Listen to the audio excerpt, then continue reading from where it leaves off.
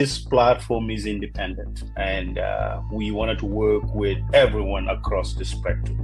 So folks are invited to share what they know, and the viewers makes their choice, and we ask the questions and we give the guest the opportunity to answer. This craziness, man, I do not care. Why am I so anti-establishment? Because of what I've seen the establishment do to people.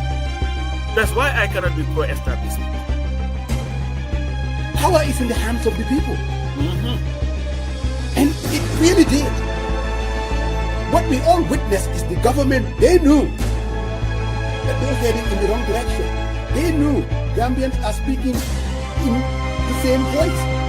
What law in the books that says the government has power to come out and go after folks' private citizens' properties and demolish them because somehow the government interest? The only way that we can salvage our country is when everybody gets their hand dirty. Don't sit there with your expertise and just to procrastinate everything that people say or pontificate, what everybody says or does. Let's get our hands dirty.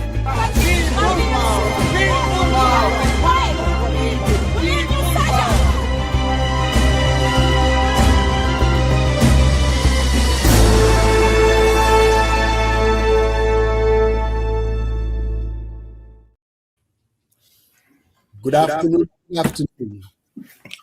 What people by the people. We are back for another show. Pop Samba, Brother Marong.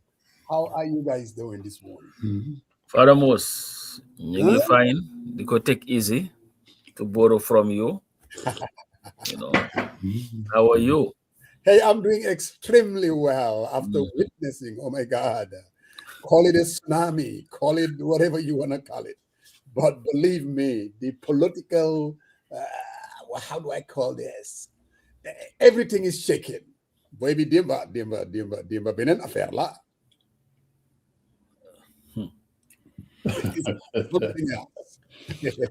Paramos, I know you're going to have a lot of energy today, and I'm behind. So let me get the first cup of my coffee before I come on the screen, okay? I hear you, my brother. I had a very late night at the, like Pasamba would call it, at the plantation. So you go figure. I'm just trying to, here, you see my red cup here? Coffee, trying to kind of get me going. Pasamba. Yes, sir. But bro, I guess we're going to start with, the passing of Ajisuka Inaka. Yes. And really, we want to send our condolences to the family and, of course, to the United Democratic Party. Whenever you hear that name is associated with the UDP, and you're talking about folks that has always been part of the United Democratic Party, and that says a lot, especially in the Gambia, for an elderly person, still be active. So that says a lot about her. I don't know her personally. All I know is her public utterances or appearances. But again, just learning of her passing last night. I think you called me, actually. Yes. Very, very sad. Very, very sad, really. Definitely. It is sad because Ajisuka Inaka. I remember Musa so far on the 1st of September 2016. Right. When Adama Barrow was unveiled as the flag bearer for the UDP. Right. There was a lady who spoke and had this Fana accent. I remember saying, hey, Mary Fana Bidi Hawa Kanla Wailuwa is powerful. Right. And what she said was, Hadama Yanda Bude Orkat. Yanda Orkat, yes. Yanda Bude Orkat. That was her, right? That was her, right? That was her. So because I was like, who is this lady? Until Karamba was, it was Ajisuka Inaka. Then I heard her speak. I'm like, yes, that's her. Right. I spoke to Mr. Dabo this morning. You know, I called to extend my condolences to him, to the family, and the UDP. And he really sounded down and said, you know, this is a big loss for their party, Right. especially during this time. You know, but Ajisukai was a very, according to Mr. Dabo, loyal and very content, Yes. you know, person. Musa, there are people that I have tremendous respect for, and the likes of Amisila, the like of Ajisukai Naka, the likes of Aji Yamseka, and all these people, women who were in the forefront of this fight when it was most inconvenient. You see, being a PPPI company was the easiest thing. It was the Yeah. government in power. It was the responsible. And we know that those who were in the opposition, particularly in the UDP during the Jammeh days, Right. and you had everything coming at you. Very You know, difficult. so it was not a matter of convenience. It was a matter of principle and wanting to start for what one believed in. And Ajisuka Inaka was one of those people. These people are people who could have easily said, you know what, man, let me just join Jammeh. Many people did. You know, musimak, or let me just leave what you do, ni dañoo sonal, ni amuñ yar, and all that stuff. Yeah. But he was there, one of those who formed the party, you know, stood the cause, you know, went through all of it. And I think the biggest test to some of those people, Musa, was after the 2016 elections, the breakaway of the UDP.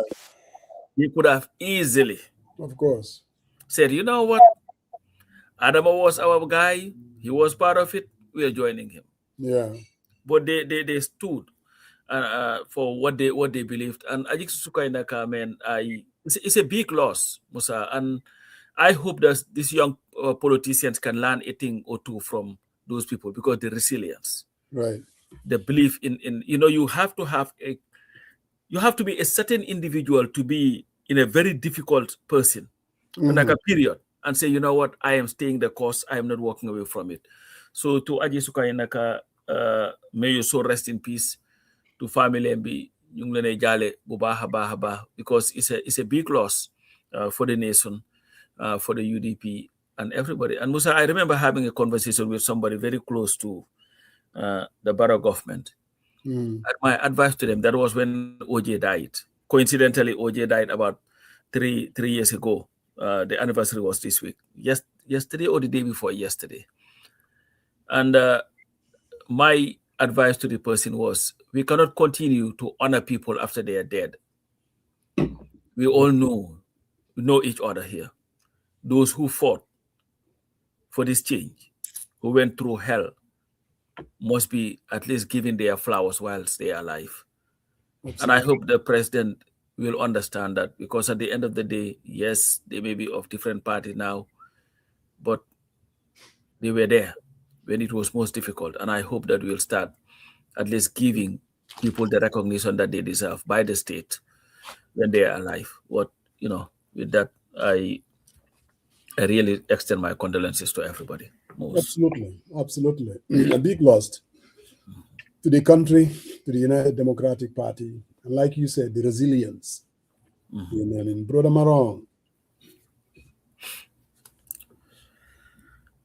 Yeah, Brother Marong is trying to get his coffee. But again, I mean, we all know our politics sometimes. And normally, if you halella, so it may be nekamak, you don't really want to be part of this back and forth. It can be yabata yubari munna cheduga.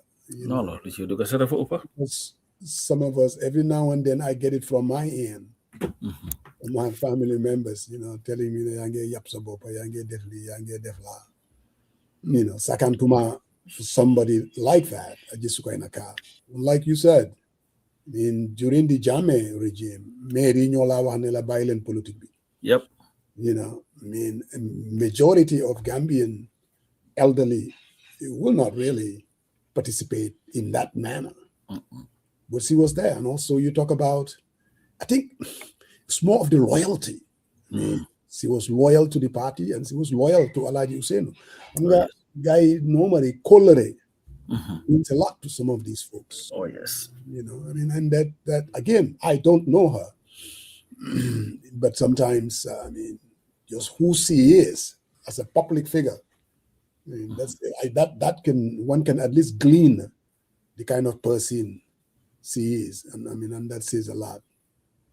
Yal na ko malaika Firdaus teru ci daraja yonti Yàlla Muhammad ci daraja Makka ak Medina ñim fi bàyyi Yàlla may leen xoli mun.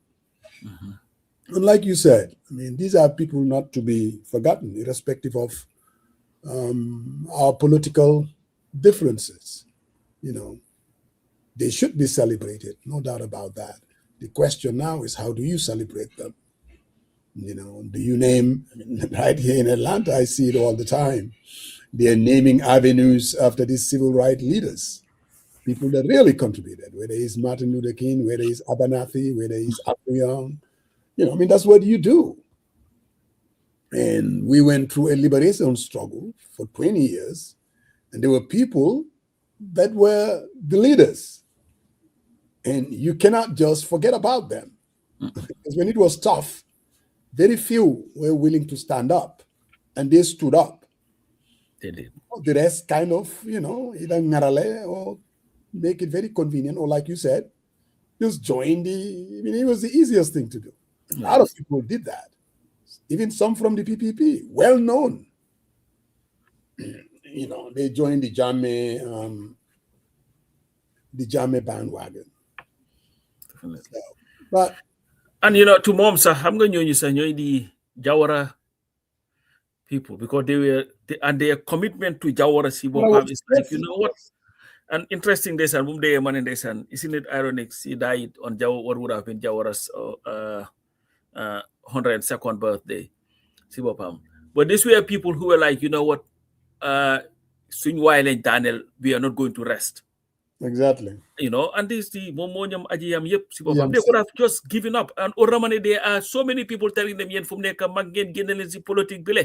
Yes. You know, Warlanti Bokat and all that stuff. But they believed in a cause, and they fought for it, and they did everything that they could have. You know, and like I wrote this, she was not a headline chaser, because you hardly hear about her. No. Other than these things. She did what she did. She was a soldier of the struggle, fought her way, did not relent, and all that. And, you know, life, mom, most yep, si netali like muje. Without a doubt. Yeah, more than whatever you do, man, do it for the people. Because at the end of the day, she was very selfless in her life to fighting for your country. And she will be buried on Monday, according to the information, because she died in Dakar. Because when I spoke to Mr. Dabo, he was just coming from Dakar today. Yeah, I believe maybe he also went there while she was sick and all that. So, but Ajing Sukainaka again, you know what? You did your part. You did not waver, and you fought to the end. And may your gentle soul, your patriotic soul, rest eternally. I see my man already tuning in. Actually, the assassin. He is back to England tonight. So I'm glad that he was able to squeeze it in. I hope that, when is your flight? Later on tonight. So I've got a few hours. I'll have about 20 minutes for you guys. I've still got a few errands to do. Yunus, how you doing? Well, I am elated. I am fired up, man. Ready to go? Elated, fired up, ready to go. Maendo Yusufa Koto Coach Kanja, Manila Aki, Sariang. I saw your piece last night. That piece put me to sleep, actually. It was kind of gave a nice soft flavor of how the day went. And you know, so I also see the dance. Did you see that of dancing? UMC. Ambience, we act seriousness, we policy, accurate strategy. It's a comprehensive thing. So Yunus, you flew out from the third world country, the UK. Well, America is now a lot more third world than you are. But anyway, you were able to go to the Gambia to participate in this process. What is your takeaway? Thank you. As you rightly stated, I came purposely to register, get that out of the way, get my voter's card, and attend the Congress and assist any way that I can in the preparation towards it. Attend it and make sure my man Talib is elected flag bearer. Then I'll come back and campaign and install him at #1 Marina Parade. That was the main purpose, and we are 99% there. So it's just that the momentum, affairs is now. So it's all it's there. Legi mom, alhamdulillah, ñu ngi xaar rek ba December. So my takeaway, you mentioned my takeaway. Yes. My takeaway is we have a scientific mind. Every encounter is like a moment to generate data, analyze and interpret those data. And my interaction with the public is that the people, Talib's cause come naturally to them. Everybody, Talib's name comes naturally to them. You explain to them, you immediately see the excitement in their face. You may immediately see hope in their face. And that is absolutely comforting. And I'm happy. When I was in the UK, I've done a lot of efforts to understand how things were. But actually, coming on the ground, I am very much satisfied. I don't need to make any more inquiries. I'm just going to go and do what I'm going to do and come back. But the people are well prepared to welcome Talib as the next president of the Gambia, especially the younger ones. They are very much excited. Many of them are very much, they've never been this energized and excited about an election. I've not seen, and they would tell you straight, they are in this because Talib's name is on the ballot, and many of them have registered. They wouldn't hesitate to show me their voters card when I ask for them. So they are really, there is a lot of excitement and hope in this country at the prospect of Talib's candidacy. And I'm glad that is really a real possibility for them at this point. All right, well, since you have only 20 minutes, I will let my man, the independent Sarian, to ask a question. So we leave the planted UMC member in this panel here. I saw your leader at the Congress. We had a nice, brief conversation. He's a very nice guy. So yes. I sent my respect to Honorable Halifa Saleh. I told them, I was like, we don't always agree, but I've really admired your principled stand on national issues and.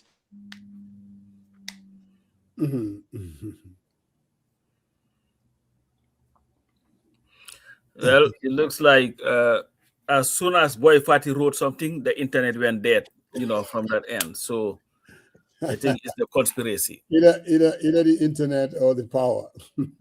Go figure. Yep. Yeah. Brother Marion. It looks like you are very excited, man, smiling and everything, man, No, yesterday he was on a serious high, Sarah, and I'm like, hey, this guy, I don't think he even slept. No, I did. But it was this is the way I was kind of looking at it, that UMC has to come out, and then because there are a lot of expectations, there's a lot of talk, is this the real deal? And how do you, so for me, it was a question of having a Congress. I mean, that will show you what are these people all about, whether it's in terms of planning. Are they really serious? Can they do this? Because these things also, they come with a lot of logistical challenges. Bulu Yomba. So to me, seeing what I saw, in the morning at the Congress. And also, Pasamba, normally stuff like this, the day after, there wasn't anything controversial. There wasn't anything crazy. And that's important because what tends to happen is, let me do this. It looks like, okay, Yunus is back. All right, Yunus, we lost you there for a minute. Was it the internet or the power? Yunus. I don't think Yunus is hearing you. All right, I can hear you. Can you guys hear me? Yeah, we can hear you too. Sorry, somebody called me. Yeah. You know my Badibunka folks. Sorry. Are you sure? Are you sure that's you kept calling, okay. All right. All right. Thank you very much, Sir Yunus, for coming on the show today. My question to you is obviously you came from the UK and so I can't hear you. You can't hear me? Can you guys hear me though? Oh, we can hear you. Yeah, we can hear you. But I don't know. He's saying he cannot hear you. I can hear you now. I can hear you now. Okay. Oh, okay. All right. Hey, I said thank you, Sir Yunus, for coming on the show. I know you. I think maybe it's Sariang's side. Code, you can re-echo the message to me. Hold on. I'll use my earpiece then. Let's see. Yeah, we can hear you. But I don't know. So I can hear now a little bit though. Let's see. I'm gonna switch to my headphones. So can you hear me now? No, I don't think he can still hear you. I think I'm hearing you though, Coach. Sorry, sorry about this. I can hear you, Coach, loud and clear. But can you hear Musa? Can you hear me? I can't hear Musa and Sariang. I can see them talking, but I can't hear. No, he said he cannot hear you. It's the UMC internet connection issues. No, it's not. Somebody jammed everything with constant calls. But Coach, you can ask me the questions that they're asking. No. I think what they're saying, instead of we're saying this disconnected here. So, so. So let me kick him out. Let him try to log back in again. Yep. So you log back in. That might. Yeah, but most you were talking about that.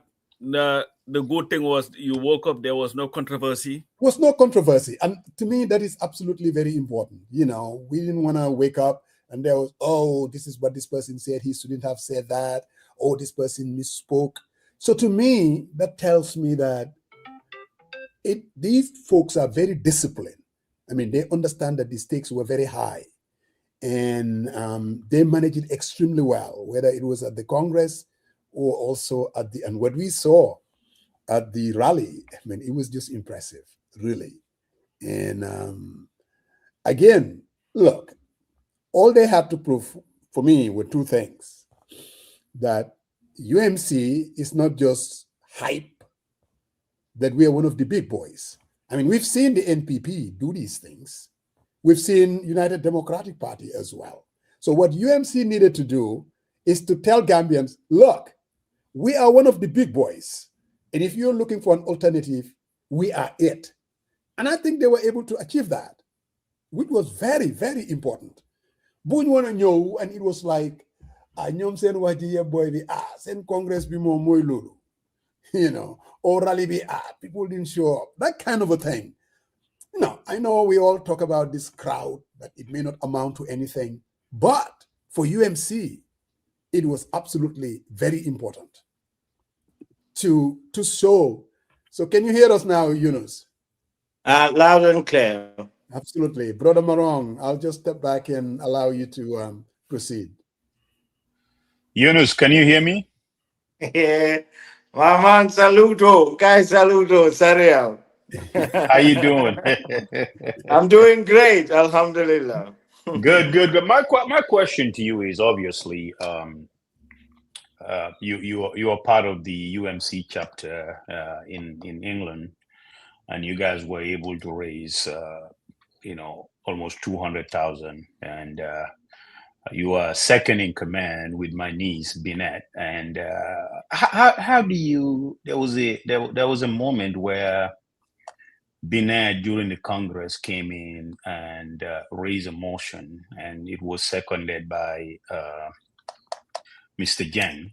And but based on your experience, obviously you are not a latecomer. How do you see the trajectory into the new way of doing politics, especially for diasporas?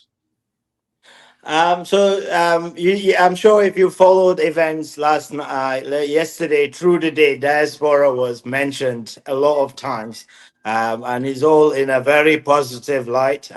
Talib and all other elected officials all showed their appreciation to the diaspora in terms of how we supported them financially, and not just the chapters but individuals who were not part of the chapter or did not hear our calls to raise funds, all reached out and gave good donations to help assist the event. So we really appreciate the comments that we heard from Talib himself and the rest. So the contributions was significant. Different chapters, the United States and Europe, mainland Europe and the UK. We all contribute over nearly a million dollars, and that is just basically with very ease. There was no intense fundraising that happened. In the UK, we are already organizing a fundraising gala to be done around the cultural weekend in London. So we were very much focused on that as the big fundraiser, and then that will be our contribution towards the campaign. But we just did this one on the side, and just to say gachen galama, thank you for the hard work that you guys are doing. But yeah, diaspora has a crucial role to play, and there's a lot of members in the diaspora who are already committed to support the movement. But the trajectory, it is. I'm sure you've seen the executive. It is like a war cabinet. It's a time of war. We have very strong people who are uncompromising on their principles, and they face anything that the incumbent or any of our adversaries wants to come up with. We are very peaceful, but we are prepared for anything they try to use against us. This is a very law-abiding, very disciplined, and very committed movement. And our leader will always advise us to exercise decorum in everything and be law-abiding, and not to insult anybody, and not to haste argue. We want clean politics. We'll be doing issue-based and solution-driven politics. Once our manifesto comes out, you'll have a glimpse of how we diagnosed the problems and how we intend to solve them in the interest of our people. So the people are already with us. They're very keen to know what we are all about. And but the energy and the excitement is absolutely overwhelming. Okay, thank you. So I understand you keep repeating, okay? No back and forth. Politics will be different, and I will hold you to account. I'll pay a little attention every bit of what Yunus Hydra writes on Facebook page, because it's new type of politics. So Definitely. and I'm glad. But Yunus, obviously you are on the ground. What have you gleaned of the? Obviously, there was a lot of excitement and enthusiasm, and as I said, events like this takes a lot: logistics planning and resource mobilization. But everything came to fruition. And what is your take on the current atmosphere on the ground? The current atmosphere, there is a lot of panic in some quarters. I know there's been a lot of emergency meetings from last night to now. But Talib, like he said, he is very talented in many different areas, but organizing events was one of them, thankfully. And through his course of UDP as administration secretary, he's manifested that in the UDP. And along the way, he has groomed many people who learned how to organize these things. Generally, Talib is very sophisticated. Whatever he puts his hands on is excellent. He doesn't know mediocrity. Anything he does is excellent, which is why I wasn't surprised. He's trained many people along the way, and they were able to execute this. It was very much planned. Their task delegated. Everybody understands their role in the event, and everybody executed very well. And collectively, we have seen how well it was done. The turnout was amazing. The people, what amazed me more is the people who actually wanted to come are way more than the people who made it. That's what I don't.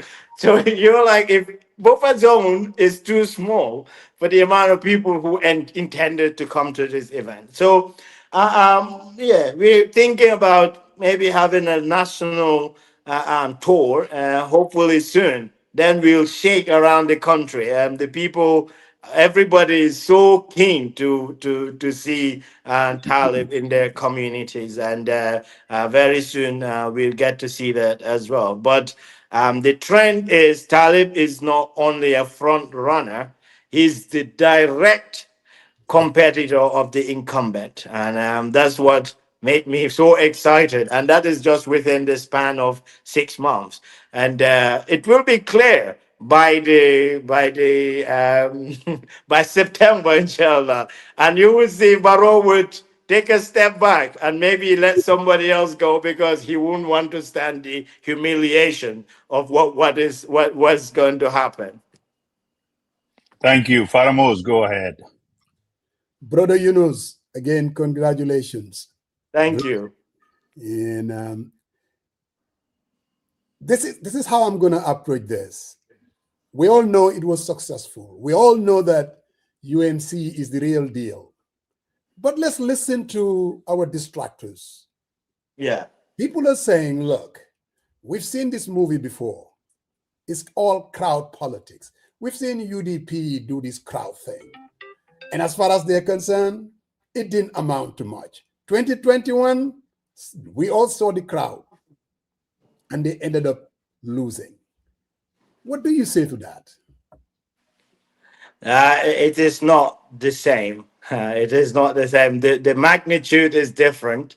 The forces that are appealing the people are different. This one is not you mobilize people very effortlessly, and you can tell this is a very easy work. You don't have to even give anyone managing or whatever. This is people who naturally. I don't know if you guys have seen. I went to Brickham to distribute some t-shirts. I was so surprised. The way I planned that, I actually wanted to. Somebody is calling him again. But Pep Samba, until Yunus comes back again, I think that was the somewhere some people were pointing out that and saying, look, I mean, this is just crowd politics.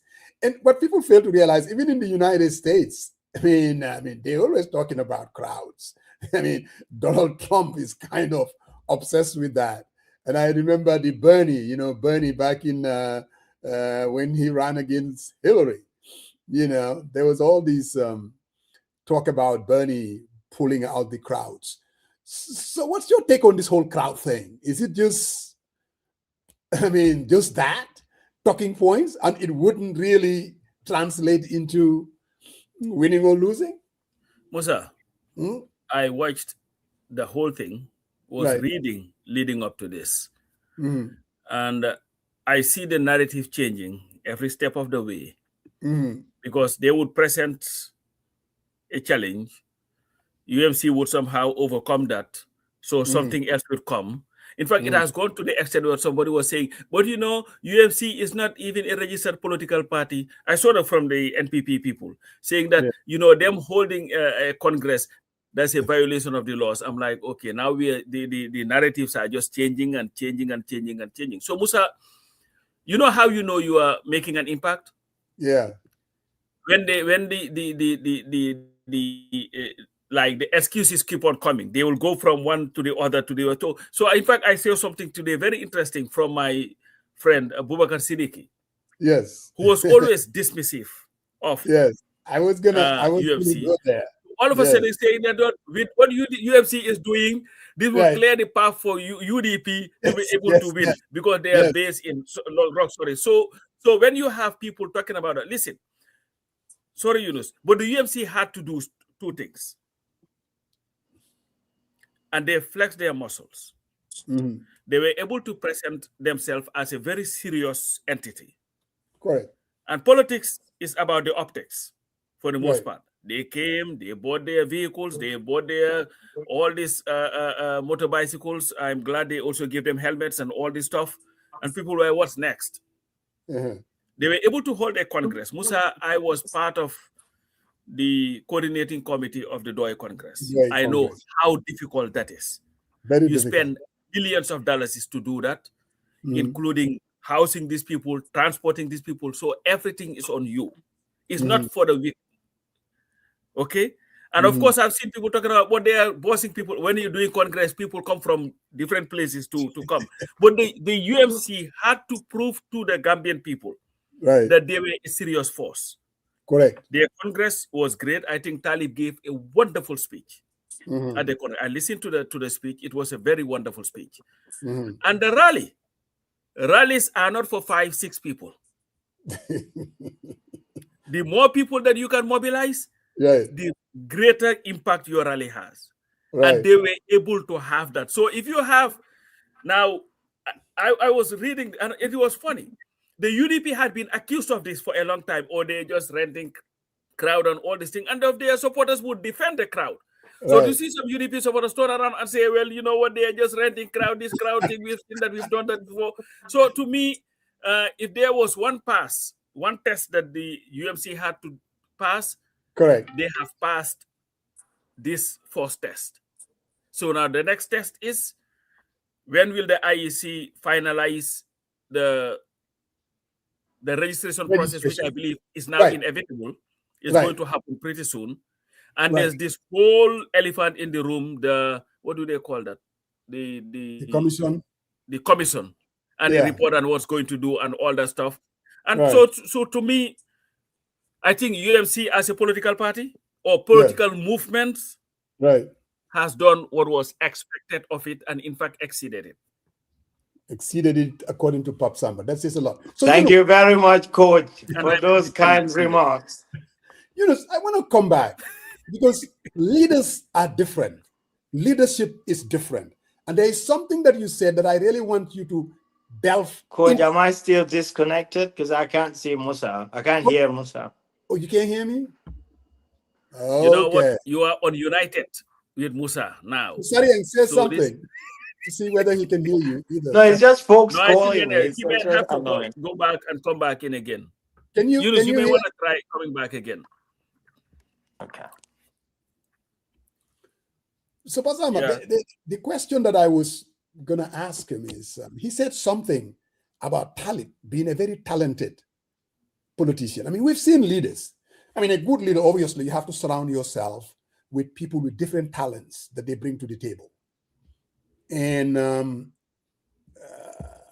me see, let's do this first. Yeah, let me remove you first and then add you again.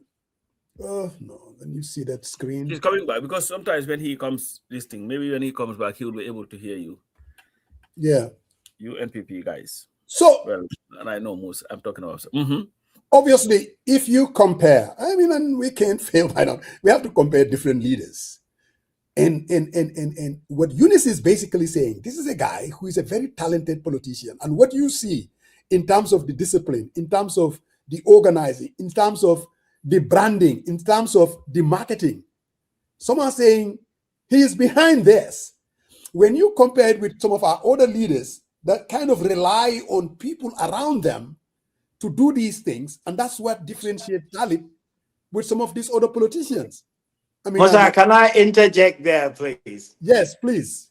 Man, Talib is such a strategist. Talib, even a 1 second call, he will orient your mind towards a certain target.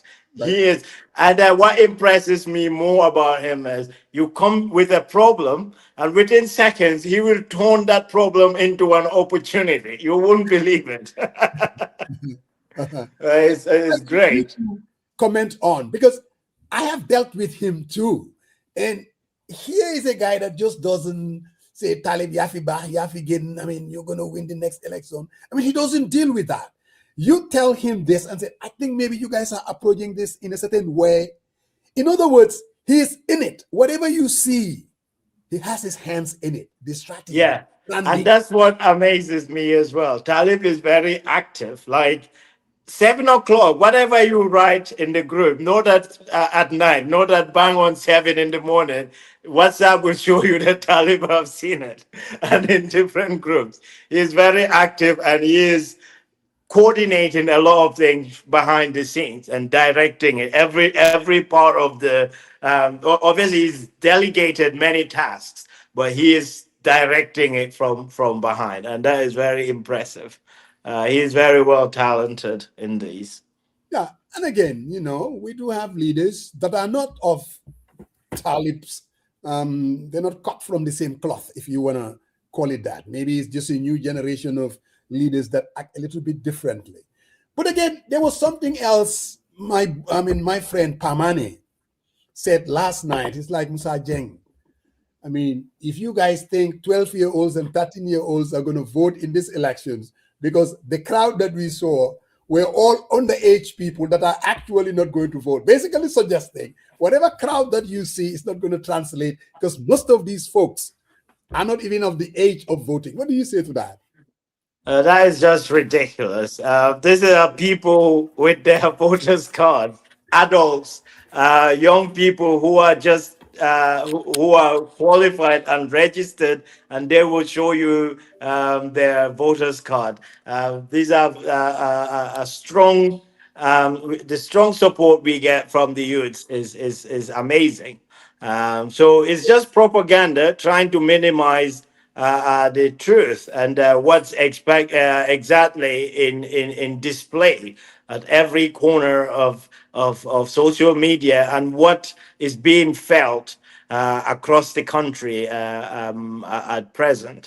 So UDP, they can try everything, their propaganda. I've seen some of them, but I pay no mind. Just like Talib said yesterday, with those who are behind us, should not waste our time. They are completely irrelevant. We want Barrow's seat, and that's what we're going for. And whoever tries to play propaganda, coming up with these petty explanations, you are waiting for a rude awakening. I've spent time mingling with the public yesterday. There's no kids in that place. There's all adults who are energized and ready for a change.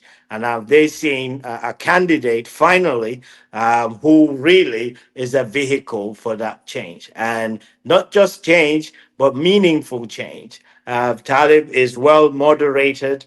There is absolutely no greed or ambition for him. He just wants to transform the lives of the Gambian people.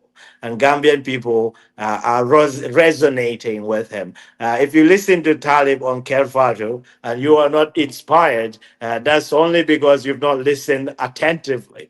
But he has spent in that hour or two diagnosing the problems, explaining them to a very simple terms, his command for details, not just domestic politics and domestic issues, but global geopolitics as well. is so impressive, and he can directly relate the problems that we have in this country to other to world affairs, and explaining real strategies to how to mitigate challenges, how we could harness some of these issues to our benefit, to transform the Gambia. And many Gambians are really elated at the prospect of Talib's candidacy. Absolutely, absolutely, Yunus. To surmise, it's the candidacy of energy and a candidacy of someone who is knowledgeable and has the capacity and the passion. And that's what the country needs at this critical juncture. Exactly. With that, Exactly. I'm handing it over to my fellow panelists, Pop Samba. Yeah. The thing is, though, most is, and Yunus, uh, elections in the Gambia is a very interesting thing. And so far, you guys have demonstrated that you have resources, which is going to come very handy in our politics. Because this is why it is very difficult to challenge the incumbent. Because you may go to Badibu, make a solid case. They will, until you leave Badibu, then they will come after you and not even make a case, but drop some arch to the people and you lose. So now, like you said, there was something like Talib was saying, and I hope the opposition take heed. And I've also seen Alaji Barrow wrote that the opposition cannot continue to be at each other's throats. The Definitely. UDP is not entrusted with the coffers of the country. DOI is not.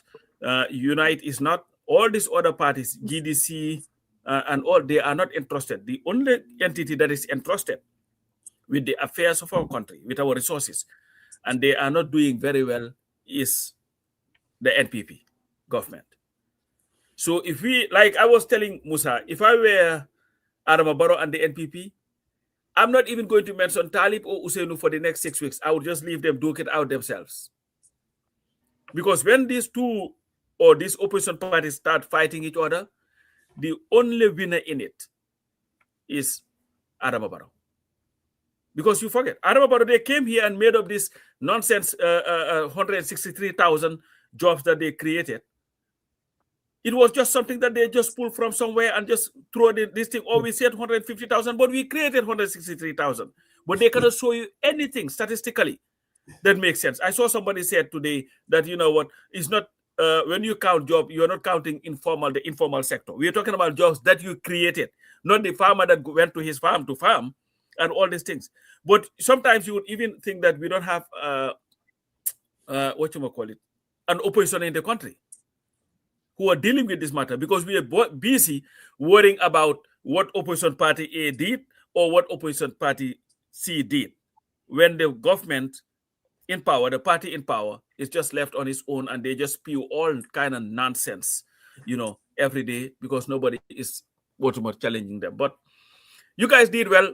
And Bob Ture, congratulations. I was impressed. In fact, I sent your now party leader, your national coordinator, Talib, a message congratulating him for this. This was just wonderful. But I also want to take this opportunity to also congratulate my friend Mama Kande and the GDC, because on the 11th was their 10th anniversary. I spoke to him that morning to congratulate him. So congratulating him too, and everybody, hey, the more the merrier, but we need a very active and vision minded opposition parties to change our trajectory. Yeah, you're right. Recent survey has showed that 1/3 of the country, that's what with Barrow. So we have 2/3 that are there up for grabs for the opposition. So the real issue, it is clear that 2026 is for the oppositions to lose. But in that same study, many people in that 2/3 category all mentioned their lack of faith in the opposition, and but that was before Unite was actually become very prominent. So I think that if we do that study again, those that thinking would change. That two-thirds that stands there, we are taking 80% of that, and we are already on the trajectory. So yeah, but the citizens made it very clear that oppositions has to be serious. Oppositions has to put their differences aside and work together. But since we left, the UDP, they didn't want us to lead the party into 2026. We applied, and there was a lot of excoriation of Talib Bensouda. He withdrew, and he stuck to what he said, that the party wouldn't compete with the party, and he started his movement. It's very innocent. That is absolutely his right to do that. But the UDP is yet to come to terms with this. They're yet to understand that it's Talib's right and it's any Gambian's right to form their party and vie for the presidency. They've been very hostile to us, to say the least, and that hostility somehow has to be managed.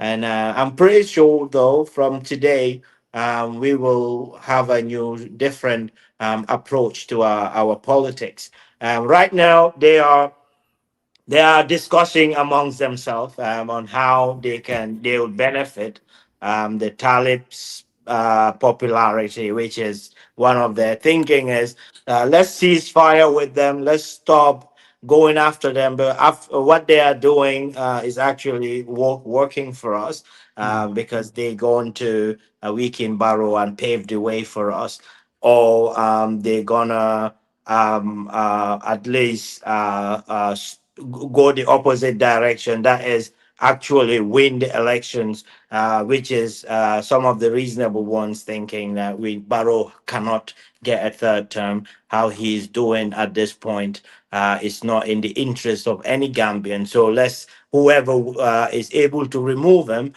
is a good thing, because the recent issue that Sidin Jai said that was leaked, and how Barrow came out to defend Sidinjai publicly. That explains exactly why he needs to go, because we can't have segregation in this country. We're too small, we're all interrelated, we are all equal, and we are one people. We don't want leaders who would entrench any sort of division in the country, and much more bringing inequalities in terms of opportunities to anybody. So we are committed to win this election. We are in it to win it, and we are on the right trajectory. The momentum has already there, and that one, all we need to keep is to maintain that, and we will be at the State House in December, inshallah. Brother Maro. So, Yunus, you still have time? I thought you said you only got 20 minutes, so you still want to go. I can't hear Sarian, though. Oh, somebody is. Can you hear me? I can't hear any of you guys. So Yunus, all right, if that's the case, let me. Then we waited. Code left, but nobody. I can't hear any of you guys for some reason. Was I ask him? Yeah, I don't know whether he still have time, because he says 20 minutes. So yeah, let me try it. Yunus, you there now? Can you hear me, Yunus? So I'm hearing Coach now. No, that's not Coach. I mean, I sound much better than you. That was Musa Jeng. Sorry, this is Gambia. The internet is not great, but I've managed with it the past 2 weeks, so I'm good.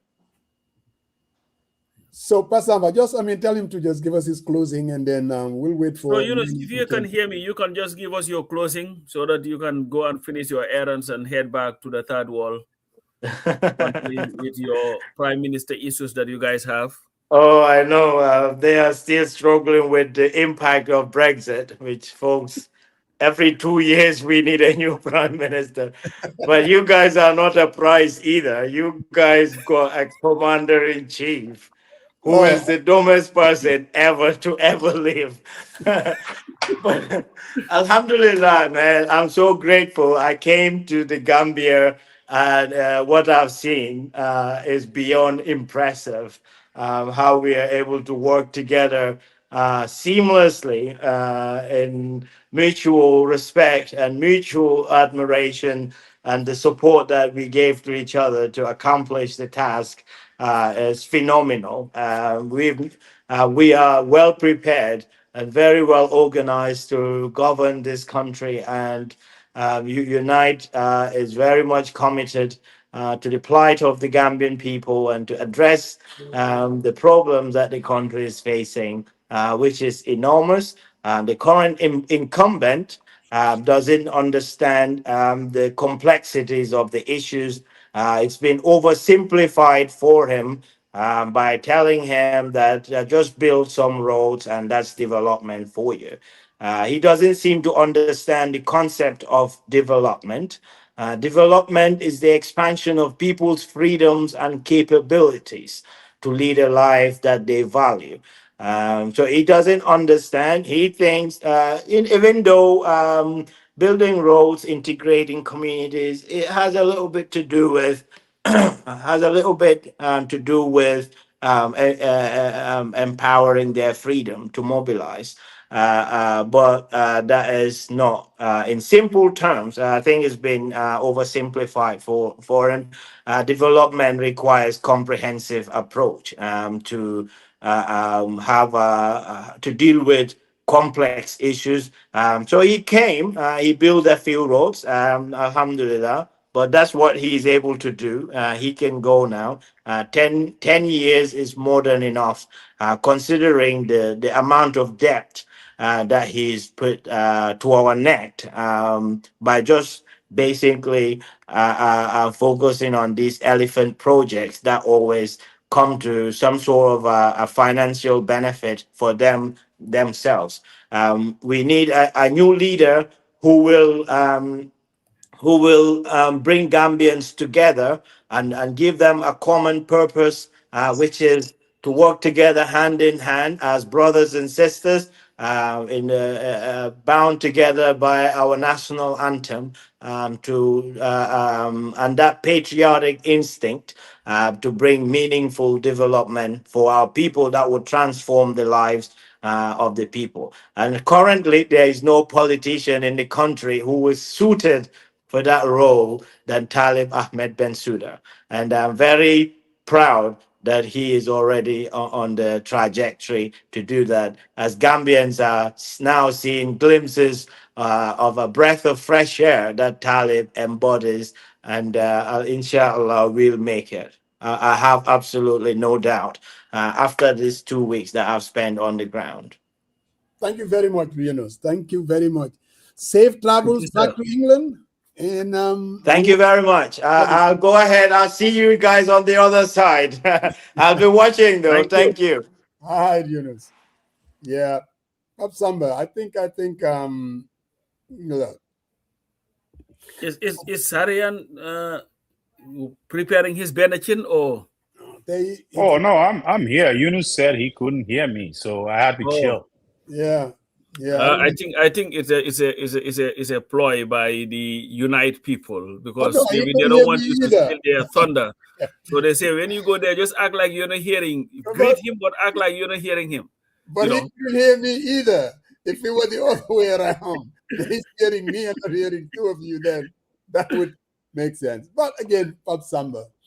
And look, when we have even meetings, WhatsApp groups with Yunus, and I really wanted to talk about it. My position has always been this. UMC will not win the election by going after the UDP. I always tell them that, and Yunus can attest to that. That is my position, because I think it's dumb. Now, I understand, though, especially the ones that left the UDP, how sometimes we all find ourselves with this feel-good, I'm also going to suck it to them kind of attitude. The UDP has that too. But if you're able to remove yourself, okay, I want to win an election. How do I do it? I just don't see how you can win by attacking the UDP, because the one that we want to remove is President Barrow. For me, I've always said, if it comes down to it, I want to see change. If it is not UMC, I will settle for UDP on the A&M Dabo. I've always said that. Because to me, at least that will give us a chance. Now, I believe the real transformational change, the person that can do that, I honest to God believe that is Talib. Man ko malulu, 110%. Well, because I know you and where you're coming from. Balanga ikati so hache hamna figadur. So the deal is this. Let's focus on the change that we want. And these back and forth, I don't think it's going to help us at all. I mean, I was reading Boubacar. Boubacar calls himself a strategist. And just like you call yourself one. I call myself one. But man, at least I'm able to, I have the resume to prove it. When he does too. He was able to guide a campaign that had no chance of victory. So. Hold on. There are things, I think his focus is more, listen to this is what he said. You read his piece too. He said, we know our people, or we all live here. We all live in towns and villages. We know the people that were there. Those are not our people. He went on to say that these people are nothing but UDP haters, people that would never, and he even drew it into a tribal thing, that these are people that would, even though they know that, Barrow is not qualified, but they will never vote for A&M Dabo. So all those people that are not UDP supporters, somehow he puts them in a bucket. And I think it's a mistake. This is not about that. People that are attracted to Talib, what they see is, especially the young people, someone that they can relate to, someone that they believe can bring the change that they are looking for. For somebody like me, who's been in politics for a long time, like him as well, 66 the 60s. I am not supporting Talib for whatever reasons that he is trying to insinuate. I'm too old for that. I'm too sophisticated for that. I'm supporting him because I believe he is the one at this critical juncture that I'm willing to roll the dice on him. To take a look, there is absolutely no guarantees. So if I candidate, now I want the person to be this, I want the person to have this character, I want the person to be knowledgeable, I want the person to be, but that's not the game. We are dealing with what is out there. And what is out there for me, I think Talib is the one that can bring victory. But I also recognize that we need to leave the door a little bit open, a little bit ajar, so that there is a possibility of us coming together. You cannot dismiss that, difficult or complex as it is. Why to remove this guy, President Barrow, and make sure that we deny him a third term, and with that we consolidate our democracy. I think we need to kind of be also very strategic about it. And so when I see some of the things that he says, I'm like, I engage him. I'm like, bro, let's change the tone. Let's allow, a possibility of something emerging, of maybe because within the UDP, there are people that are less emotional, that are also very practical, that they understand, where this thing is supposed to go. And the same thing on the UMC side, and I'm sure all the other parties within the opposition. So what we need to do, Moy, put emotions aside. Let's not go with this. Let's go with this, and just give it time and see how this thing evolves. When everything is said and done, if we cannot find a common ground to reconcile, at least we can all run campaigns directed at him. Look at this guy, Musa Jeng, fuck you, but Fajara royal family. What is that? It's the kind of emotions that I'm talking about. What is Fajara royal family? I don't know. That mean? And in Kalifagu Emniman, this is what. No, why do I just delete that comment most? Because it's utter nonsense. It's just These are the kind of folks that you don't even understand. No, it's just people are having a civil conversation. So you cannot even allow somebody to have a divergent views from you. And just for the record, this is not the first time. He's always. No, we cannot have that. We respect people to come here. This thing. A young guy, yeah, who really, absolutely, he has no respect for his parents either. But what I'm saying is very simple. We want to bring about change. I mean, Adama Barrow is not my enemy. I've always stood here and said, look, I mean, there are good things that he has done. Absolutely. But my position is, Akanyantale, if we want to consolidate our democracy, we need to bring in another person to give that person a chance. Again, a Buba Dabos of this world, they're thinking with their hearts, emotional. Can we just move on to this thing, at least more this thing, and just not give people that, all this, because it's not going to help the conversation in any way. Definitely. You have more important things to like everybody else. You get to be human. I'm human. I understand. No, definitely. When things are directed at you, you know what I mean. I mean, whatever this guy thinks, I don't even think his dad is older than me. I mean, so giving your dad that respect. At least disagree with me, but don't bring it down to the kind of talk. It doesn't help us. I mean, come December 6th, whoever wins, we want to see a Gambia that will move forward. No, and you see, Balama, Rohi, I've seen you now come Father Moses or Father Mos. We agree to disagree. But no, you don't agree to disagree when so Bude Saga, Teko. Ko Hamneni is like, I'm not dumb, you have the chances of maybe your age or something, and Bude IFU. It also even matters as Suneke Samoromsa. Sibopam. You can disagree to agree to disagree without being disagreeable. We don't have to resort to using vulgarity. So, because there are so many people watching, there are so many people reading the comments because they want it to be interactive.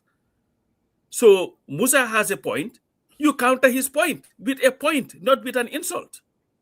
It's just. And the very essence of democracy is for Nakalatura, for all of us to be able to not support one person. Yeah. Because when you have that, then you do not have democracy, you have anarchy. It's just unfortunate. But look, it is what it is. And the politics will move on. The opposition will have to do, like the point that I was trying to make, that for me, even behind the scenes, and Yunus can pretty much testify to that. My position is, for us to bring about change, the opposition needs to find a way, a common ground. I understand the divorce. I understand the emotions. I understand Esam Baifal is running. He wants to be president. I mean, you cannot believe that Esam Baifal is just gonna say, okay, I'm just gonna come and join you, and then you lead, whether it's Talib, whether it's A&M Dabo. He's not gonna do that. He's investing his time. I saw his interview. He's right. You investing the emotions. We all know how difficult it is, Pasamba, to go and be a presidential candidate. You're putting your money. You're putting your emotions into it.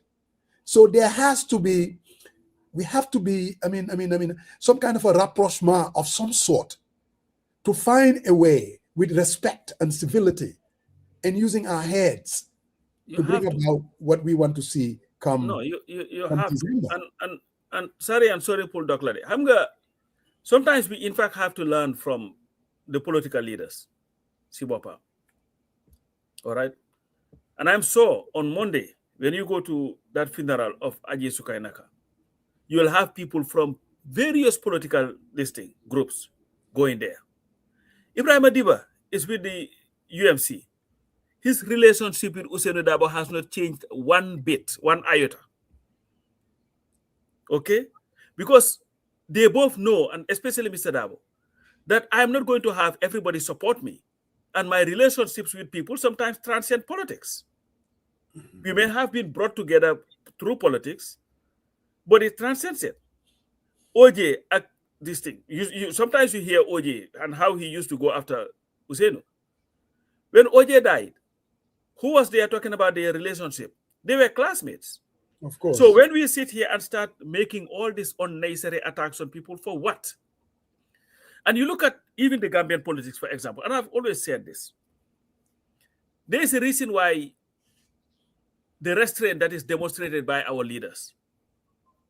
And that is why Gambia has not gotten to a serious problem. Because you think if Usainu Dabo were to wake up one day and tell his supporters, I want you all out in the streets tomorrow, then you such that you're not going to have them there? That would be. But all he's always done is, you know what?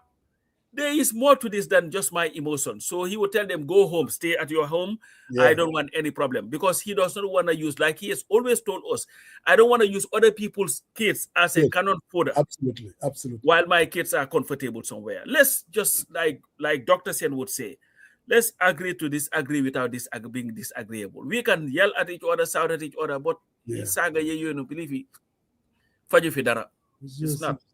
Anybody can do that. James Senegal. Oh, believe me, I can bring it down now, brother. we can go there. We were talking about something the other day. Sarian, can you hear us? I think he's listening to something. Go ahead, Mose. Okay. So we were talking the other day about how Khalifa has transitioned, if you remember. Yep. And I'm like, the Khalifa that we knew, with the afro, in his 20s, in his 30s, and somehow this guy has transitioned to be something else. So to me, that tells you that there is that when you're young and then you evolve, you become something else. And we were trying to understand Lanata, what Khalifa would do and what he wouldn't do. I guess that was the gist of what we were trying to. Yes. We were trying to evolve. And last week, when I was even talking about Mandela, I mean, the Mandela was confronting the apartheid regime and how he has transitioned. Even some people were seeing him as he's a sellout. Yep. and when you have experience, then you begin to understand, okay, I have to look at the bigger picture. Because this is about Gambia. This is not about me. This is not about you. This is not about any of these guys that are out there tuning into this program. The only reason we're all tuning in because we all live in this what Alaji Bara would say, in that same colonial space. I mean, somebody from Guyana is not going to tune into this platform. Senegalese, even though they were closest neighbor, I mean, they're not going to tune in, onto this platform. The ones that are tuning in is because we are all family. And if that is the case, and when everything is said and done, there is going to be a collective that are going to come together, find a common ground to bring about the change come December. Oh yeah. I have one complaint about your thing yesterday. Yes. I saw, my favorite thing, the flag that was in front, that was very wrong. The dimensions were off. If you want to be a transformational leader, and again, UMC, all I'm asking you to do, go to page 122 of the Constitution, Sibugbi, 122. You will have it there. It will tell you the dimensions. Why that flag that I saw, that guy waving it enthusiastically, he's just waving the Gambian colors, but not the Gambian flag, because it was so off. You guys need to fix that. Let me tell you what UMC want to fix on day one. They want to make sure that the affordability issue. I went to Serekunda Market when I was in the Gambia. Nyenti jen wen yanko bow munko upa. Oki munge ame letisam. Oki batansam. Those are the people that we want to confront and say, how do we change their lives? People in the informal sector. How do you approach it? Because we're taking loans in their names and then buying, Prados for National Assembly members. We're taking loans in their name and making sure that every minister has 2 vehicles. We're taking loans in their names to take care of permanent secretaries. We're taking loans in their names to build these beautiful houses at the Burusubi and Bijilo. And they are left out. So our focus, flag, yes. Our focus is how do we confront the affordability issues of these folks?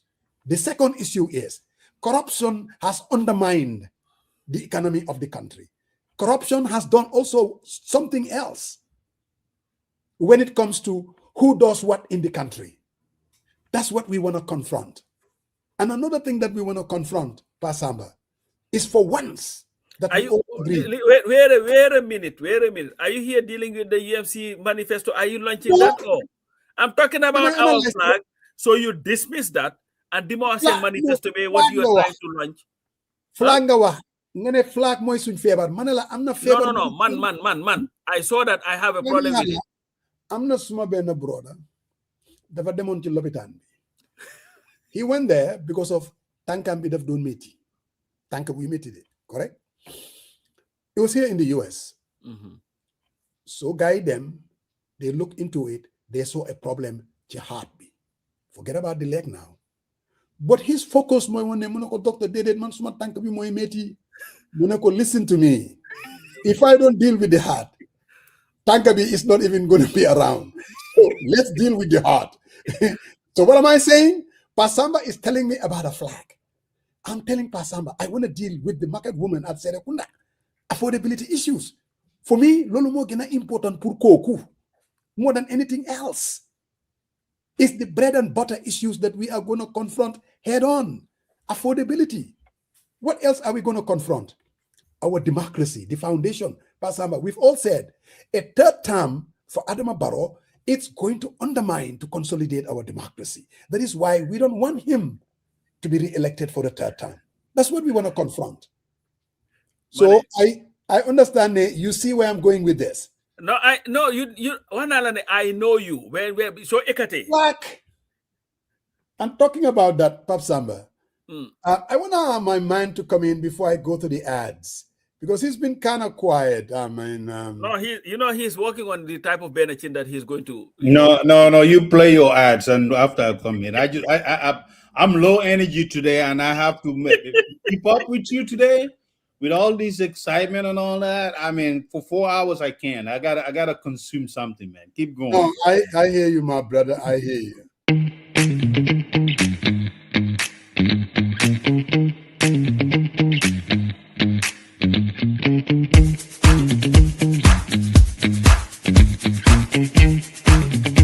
No deposit, flexible payment plans, and lots of discounts.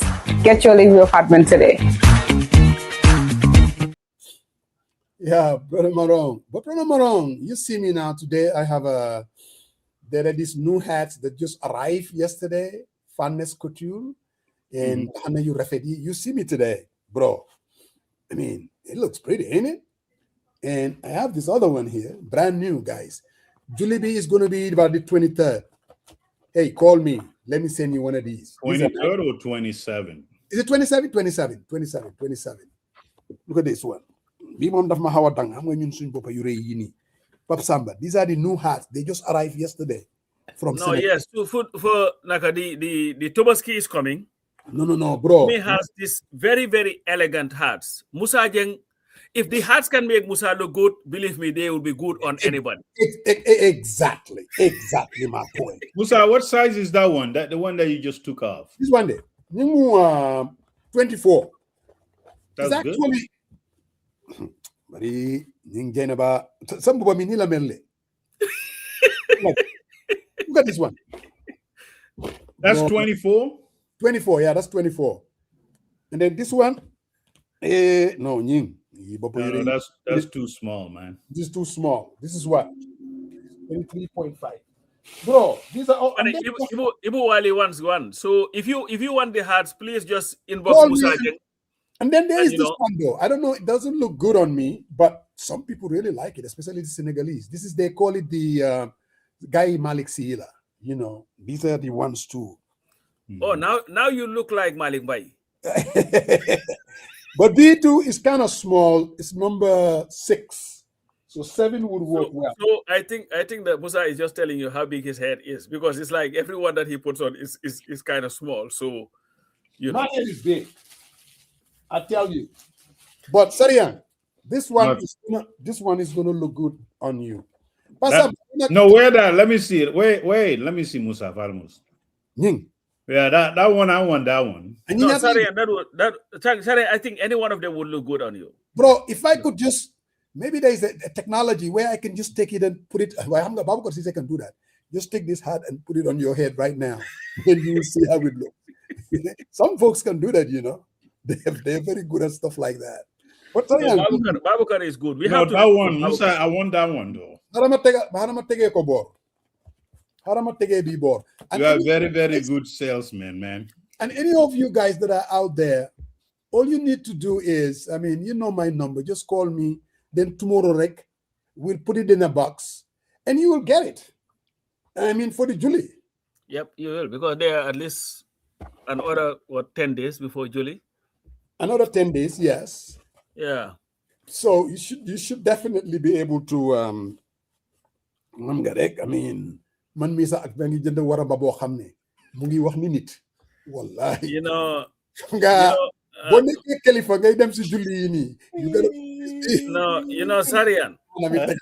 Sarian, there are people who are lucky they married up. Because you know, Musa used to wear daba kurto. So Umi was able to transfer, because you know Musa, when he came to the US in the 70s, and so he used to wear him with daba kurto, So he was lucky, went to the Gambia. Umi was, you know what, I'm gonna take care of you. So so now Umi, is making him wear all these elegant things, from Nekani. So you know what, he married up. Congratulations. He's stuck with me. Oh, I just saw this one though. This is a brighter color. Let me see this one. I want a second one, but it has to be 24, man. No, I hear you. No, Mandinala Tanal, bro. You know, man, I know what's up. You know what's up. Look. Let me. Sorry, if I were you, let him send the pictures and let your wife Tana Bingabuga. You have a brown or something like that? No. I don't want that one. That's what Badi Bunkas do.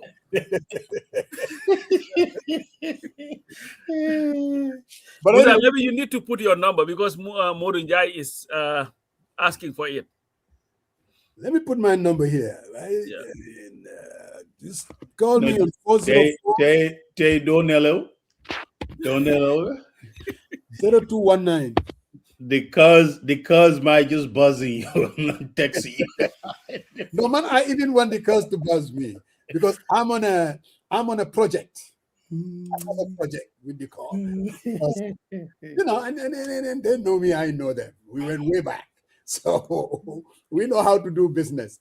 The karambas of this world, they know me. They know what I'm all about. Coach, I keep saying. But Solman gonna use it pack up and become UFC chief of staff to controlling the narratives and younger generation politicians. So, he'll be there moving his fingers all over the place. Let me tell you this. Yes. I swear to my mother, Salutali Bensura. But most, I think, we were talking about the UFC thing, neighbor. Yeah. Definitely.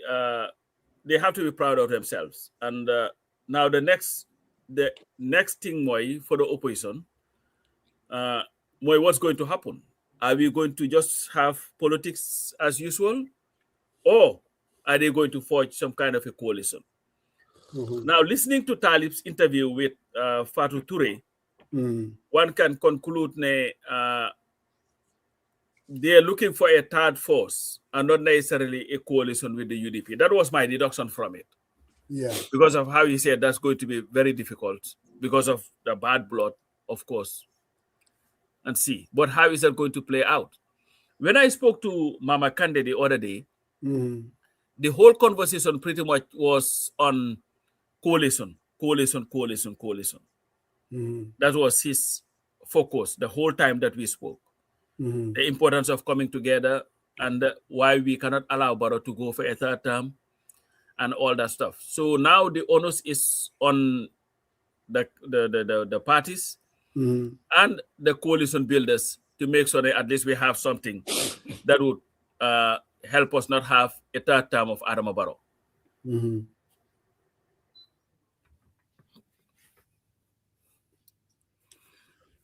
You know, there's no doubt that any party that would dismiss coalition just because you want to run, it doesn't make sense for me.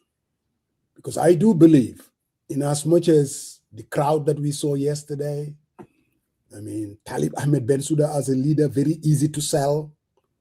I also know that this thing is very difficult, and that is to defeat a sitting president, an incumbent. I mean, even in Western democracies, it's not easy. Dulu Yomba. Can it be done? I believe that. Because we have the polling data, Pasamba.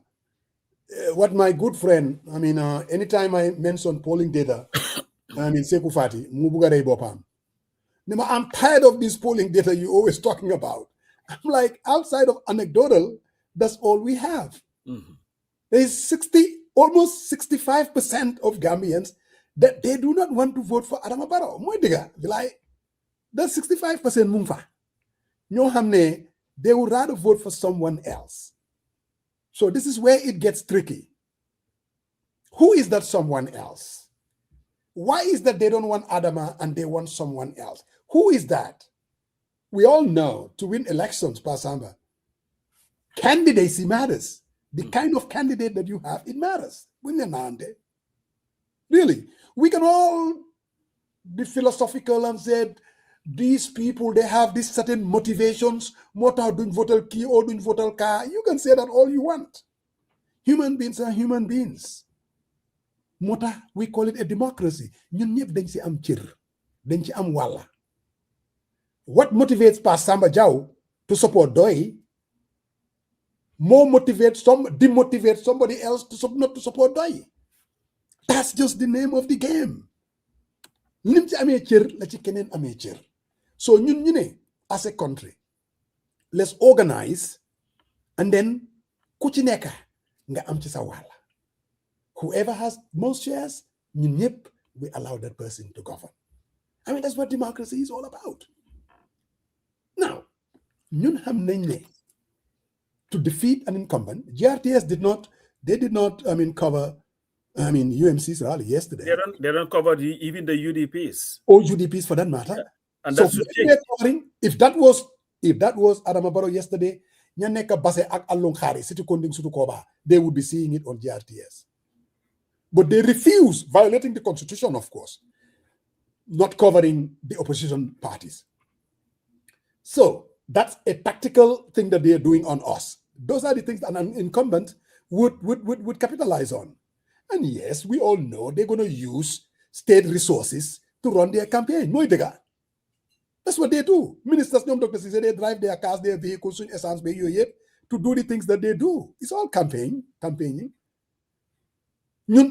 As an opposition, we have to, from the US here, we have to put together almost $500,000 to sell it to these people so that they can run a campaign. To launch their thing yesterday. It's done by us. So all we're saying is, let's all allow and come together and see how we can find common ground, help ourselves, and defeat this man. There's something that SFL said. I think they need to look into that. Because there has to be an arrangement. Even though Fatu Toure push him, but for me, if we are going to get a coalition, there has to be an arrangement so that each and every one of them didn't send bopa in any future government. I think that's just what is going to happen. So we want to put together a coalition force that will confront Adama Barrow in December. They need to sit down and make the deal. Bilahi. That's what it's going to come down to, Brother Maron. Hey, Faramos. I think I was not able to talk about stuff that you guys were saying, but additionally, I think one of the key components of all the stuff that was happening during Jammeh time, we've seen it happen again during Barrow's time. And I think every one of us who desire to see a change should work tirelessly to ensure that that change is fully realized, right? So if you change the presidency and the system hasn't changed, it's a problem. And I think that's what we're dealing with right now. They maintain the same folks who are very close to the president. They know the tactics that they deploy during Jammeh time, and it did work in their favor. And we've seen these. I mean, that's why, there are secret recordings that were shared, and people were all up in arms. But no, this is the playbook they knew. This is the playbook they've been deploying, and they were successful. In order collectively for us to deny them that opportunity, we need to work together. So someone say a little bit of thing, it gets spun out of everything, and you go after each other. At the end of the day, Coach rightfully said it at the beginning. It doesn't benefit anyone. It benefits the guy, because that's what he wants to do. That's what he wants to hear. And that's why would a president who has this such mandate, has a big developmental agenda, why are you whining and saying that, oh, they are trying to meet behind scene and saying that, okay, they want to come together to defeat me?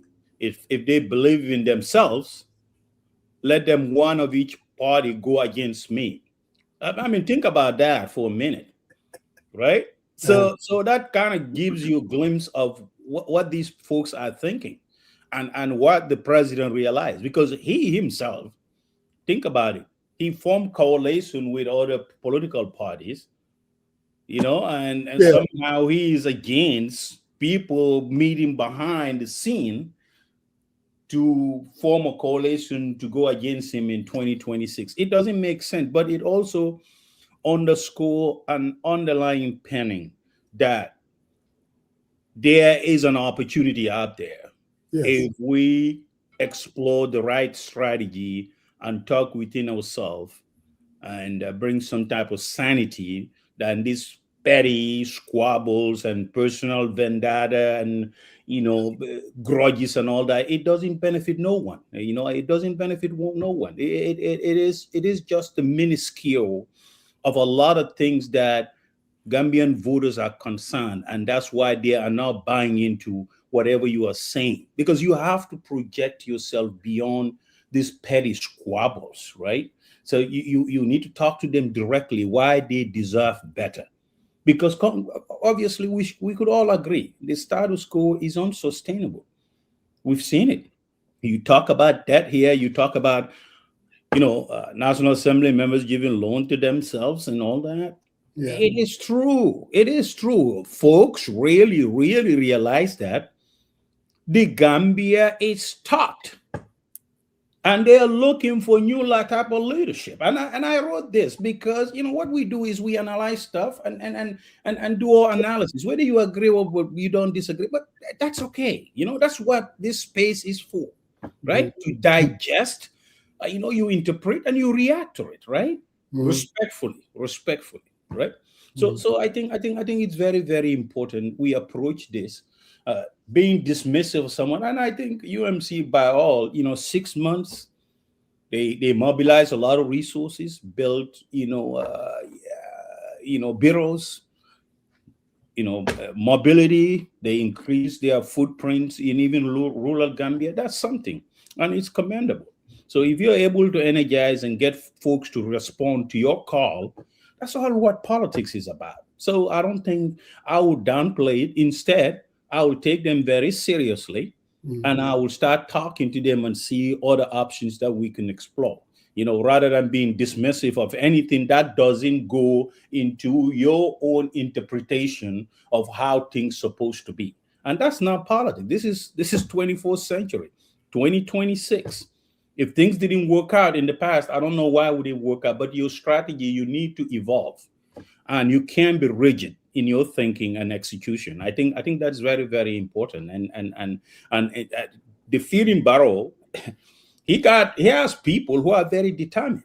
Those people, their day-to-day living depends on his presidency. Absolutely.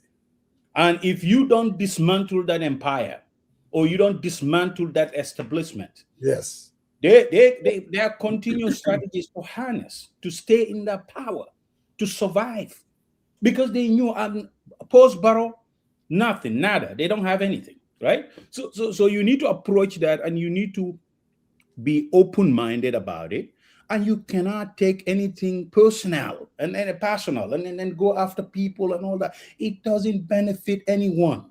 What it creates just the chaos, and that's not what we're in right now. So that's why I'm appealing to everyone to think about it.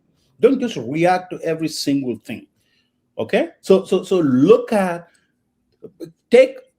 analyze it deeply, listen to it, take something out of it. I mean, yesterday at Buffer Zone, if you really think that's a fluke, man, you might need to go back and think about it again. It's now a fluke. It is real. These people are very determined, and they put energy and resource into it. And what that does, you saw the crowd that represent them at Buffer Zone yesterday. So I think it's time to take them very seriously, and work with all across the board. I've seen representation, which is very, very encouraging, and I think that's what we need to do. Continue moving forward. And Sarian, you said something, and I wanted to come back to that. In fact, that's what I wanted to focus on. You see, like I say, Koram Sinkotu de Sichin, the for Opumabo Monkey. If you've watched Barrow and his group closely, they have mentioned this coalition thing over and over and over and over and over and over again. Yeah. The only reason why they want to come together, they are just selfish. They just want to be president. This is Dr. Sise, who was trying to be president until he was offered a ministerial position. He left his party and joined Barrow, a coalition, so that he would have a position, and killed his party in the process. And you have all these things. All these people, they will never agree to come together. All these people, because they understand that coming together is a big challenge for them. They would lose. Yes. And to even hear Barrow, of all people, telling people, Usenu is fooling people, telling them that if you egg me, I'm just going to serve one time. I can tell you, if you give this guy the presidency, he will sit there until you go very kaweri. So the fact that not Usenu, sir, Barrow has the audacity to say that, to accuse anyone of going against their words, tell you how desperate they are. This is the same guy who promised us 3 years. The same guy who said that he believes in term limits. The same guy who believes that nobody should be president for 10 years. The same guy who turned around and told a whole nation, if I do not run for a third time, my party will die. So to the opposition parties, take your cue. There is one way to ending this mess, and that is through a coalition. Exactly. Anything less, you would continue to be in the opposition. They would continue to violate the rights of people as they are doing. Yes. They will continue to mismanage our resources. They will continue to mortgage our resources as they've been doing. Yes. And look at what they are doing now. Like Swaibu said the other day, loans. Now they cannot take any loans because of the IMF and the World Bank have told them, you know what, unless it has a grant component, you cannot take it. Right. So they said, let's mortgage something. So they will mortgage it, take the money and mismanage it, build second, third, fifth class roads, and then spend our whole other resources to go and open those roads. So it's the nonsense. That is it. So what is important though is for people to understand what is at stake. Now, of course, you cannot equate it to what was happening under Jammeh, but we are leading there. How? If you have a government that becomes paranoid to where any gathering is seen as a threat to its existence, that is a government that is willing to do anything to perpetuate itself in power. Mm. I've seen them bring the people from Turkey. You see those videos from the Gambia police, this thing?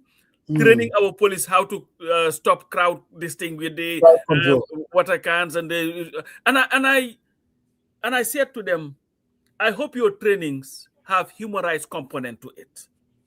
I remember the Turkish, Musa, when we had the gendarmerie. They sent our gendarmerie to Turkey for training.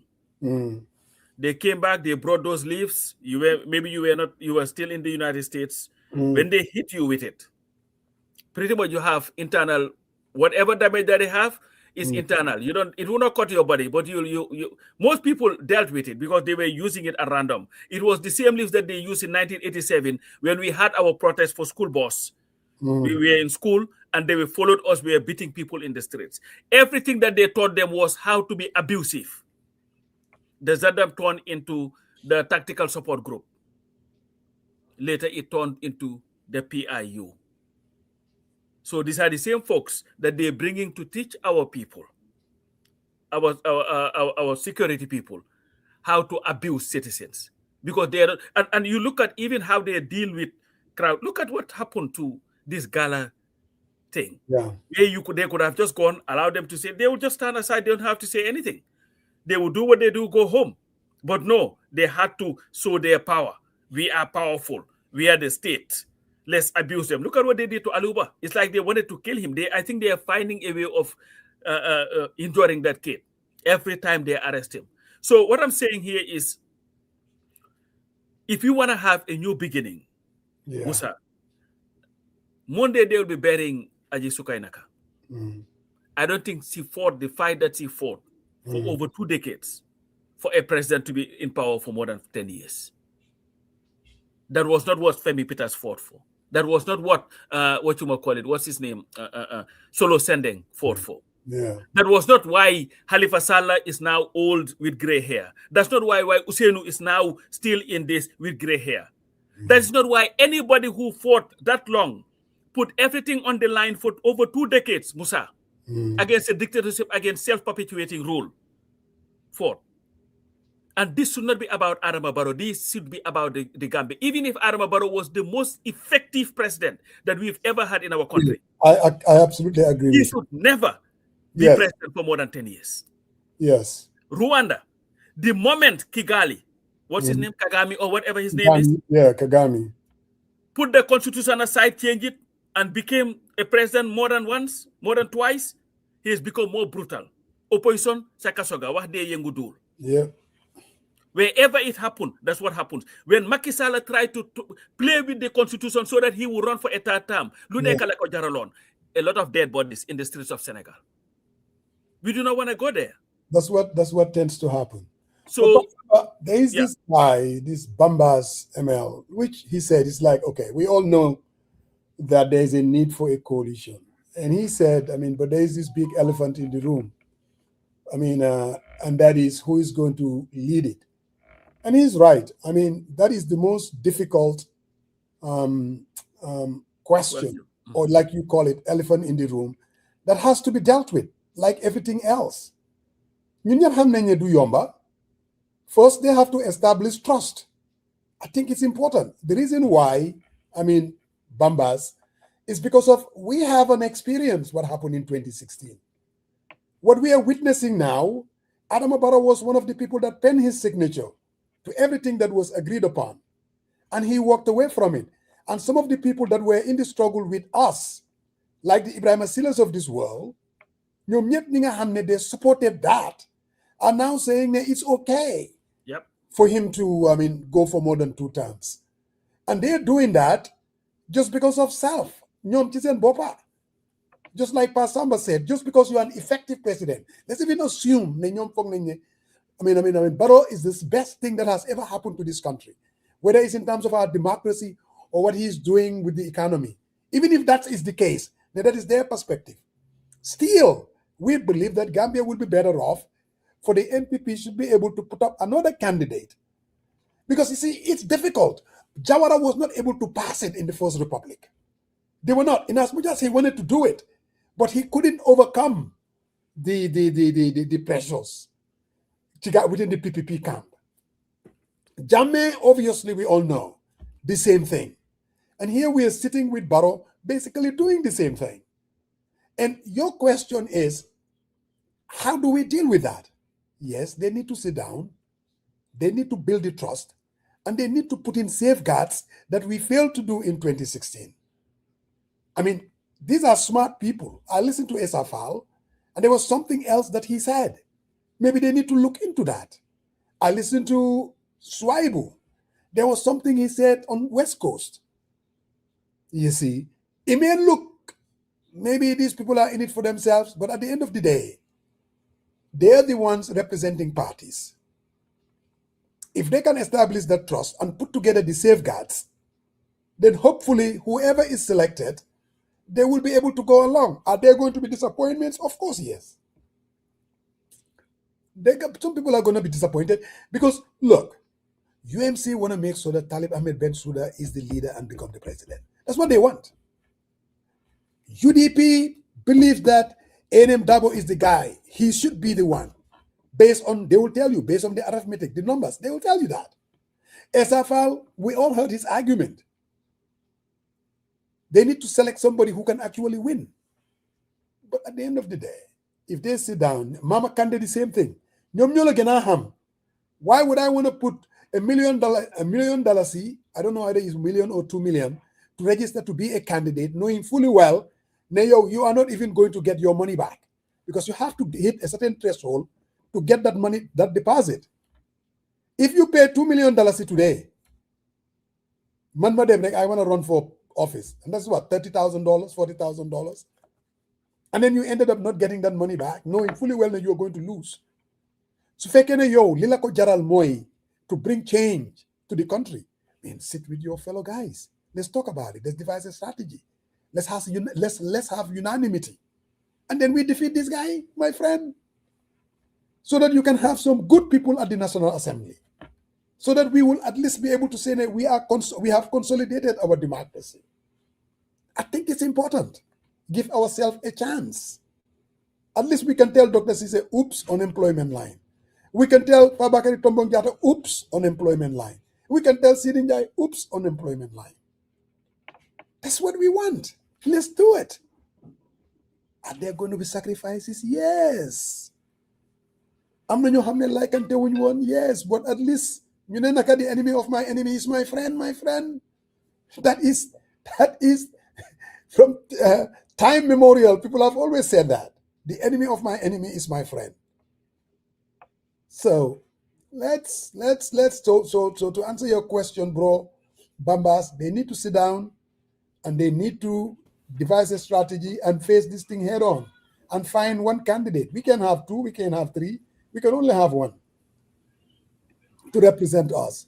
But everybody else would have to have a buy-in and a trust to that. And then I'm going to respond to Bas. He said, but Father Mose, what do you think if the federal government connive with the IEC to ban Talib?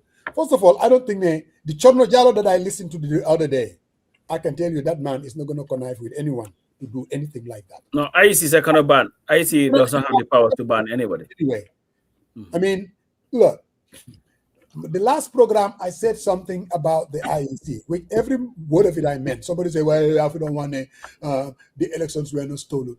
People sometimes, then they confuse things. But I have never walked away from saying that the elections, based on the gap, we're talking about materiality or significance. I'm not going to sit here and say the elections were stolen. I'm not going to do that. Now, do I believe that the IEC, without a doubt, based on what they are doing now, it's making it very difficult for the opposition? Absolutely. Absolutely, they are doing that. And that needs to be addressed. But I also know the Chanajalas of this world, and also, the Gambian electorate, they have changed.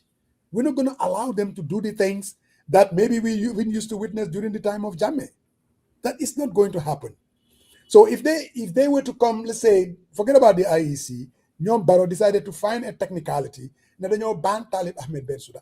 But what would that say to our democracy, my friend? What kind of a nonsense is that?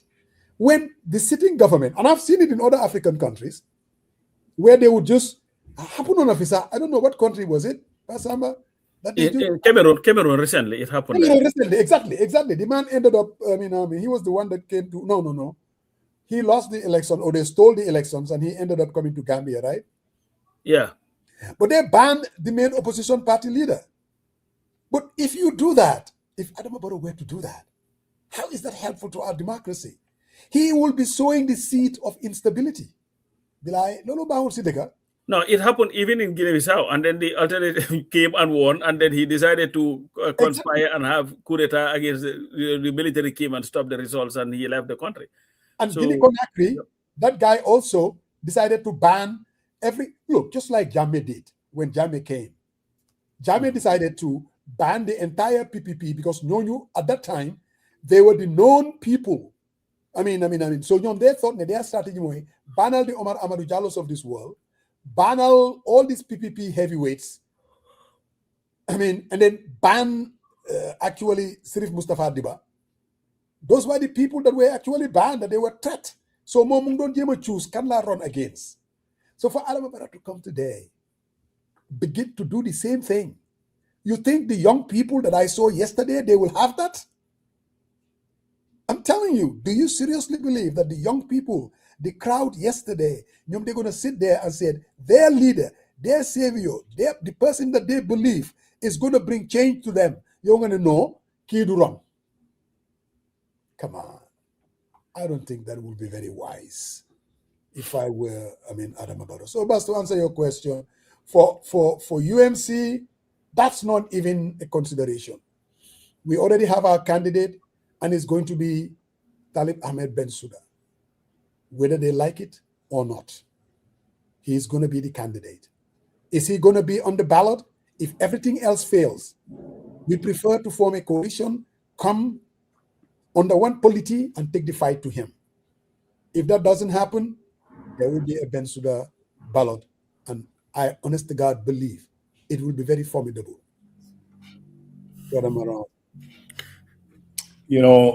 When I listened, I saw Bass' comments or question. But I think that is one thing that ticked me off with all the issues that we're dealing with in that country, all the challenges, knowing what we know about the Barrow administration, from Janet Commission to TRRC.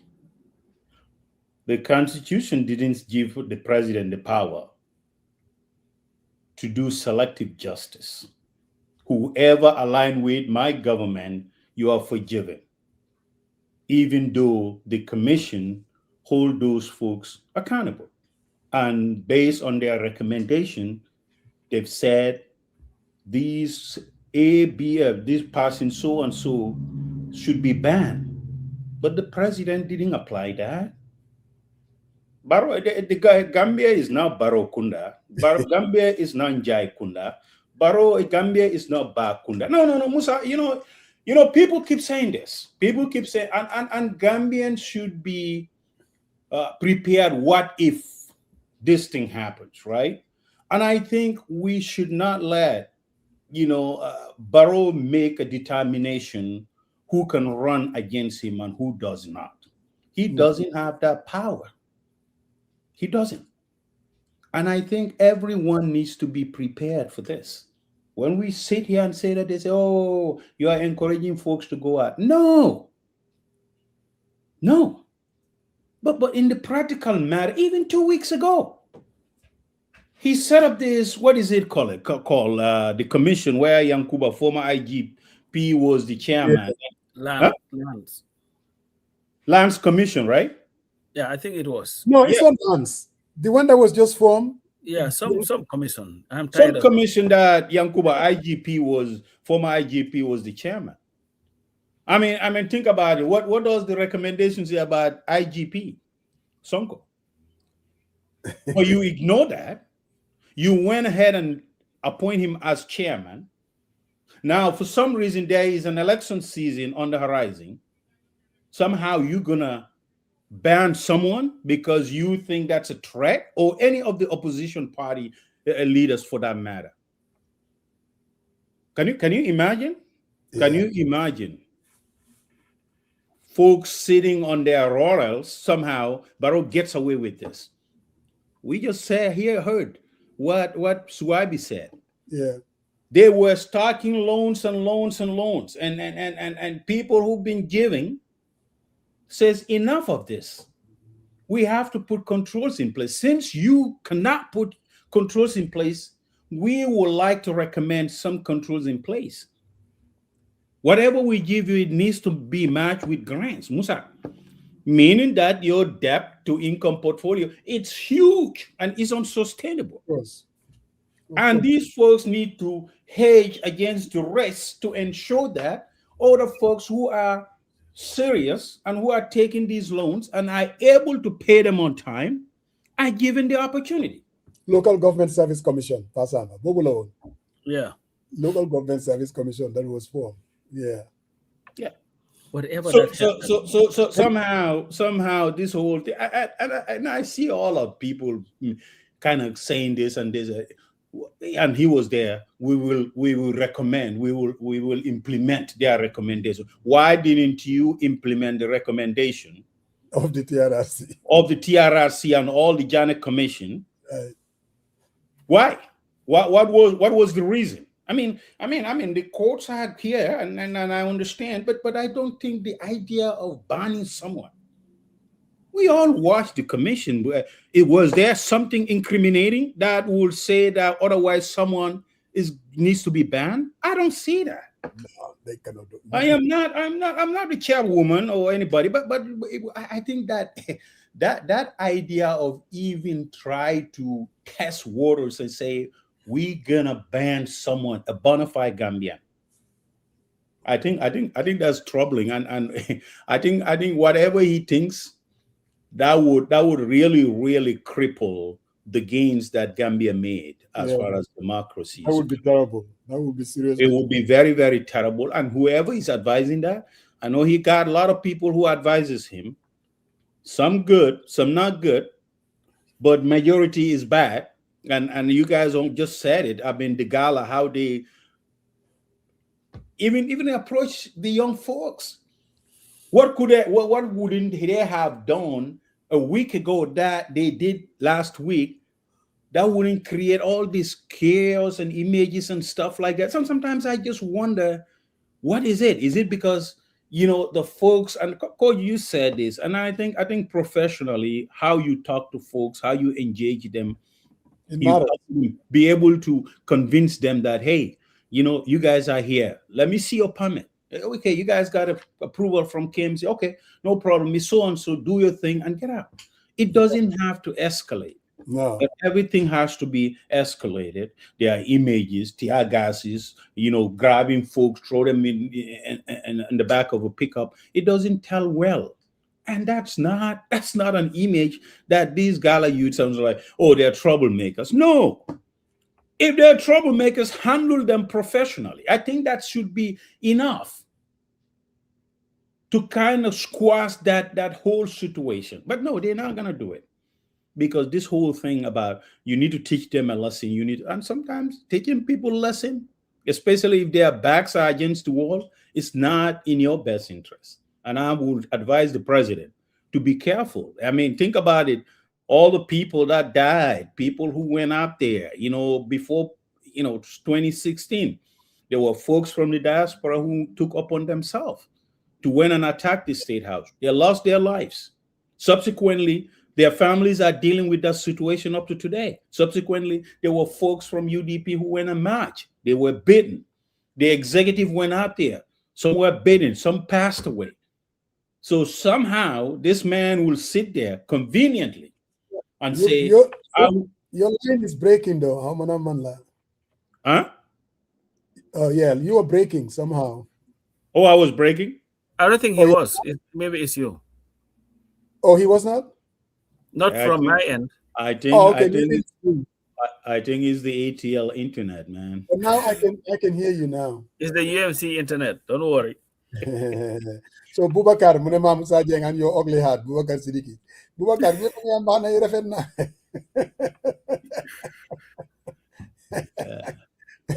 One are gonna go. We have to. Me and Bubakar, we have to sit down and find common ground. I think it's important. That will be that's important. Coach and I will mediate that. We'll be happy to mediate. You know what? Since I have a very good. He says crazy things, which I disagree, but he engages me with respect and civility, and I have to give him that. And I engage him with respect and civility.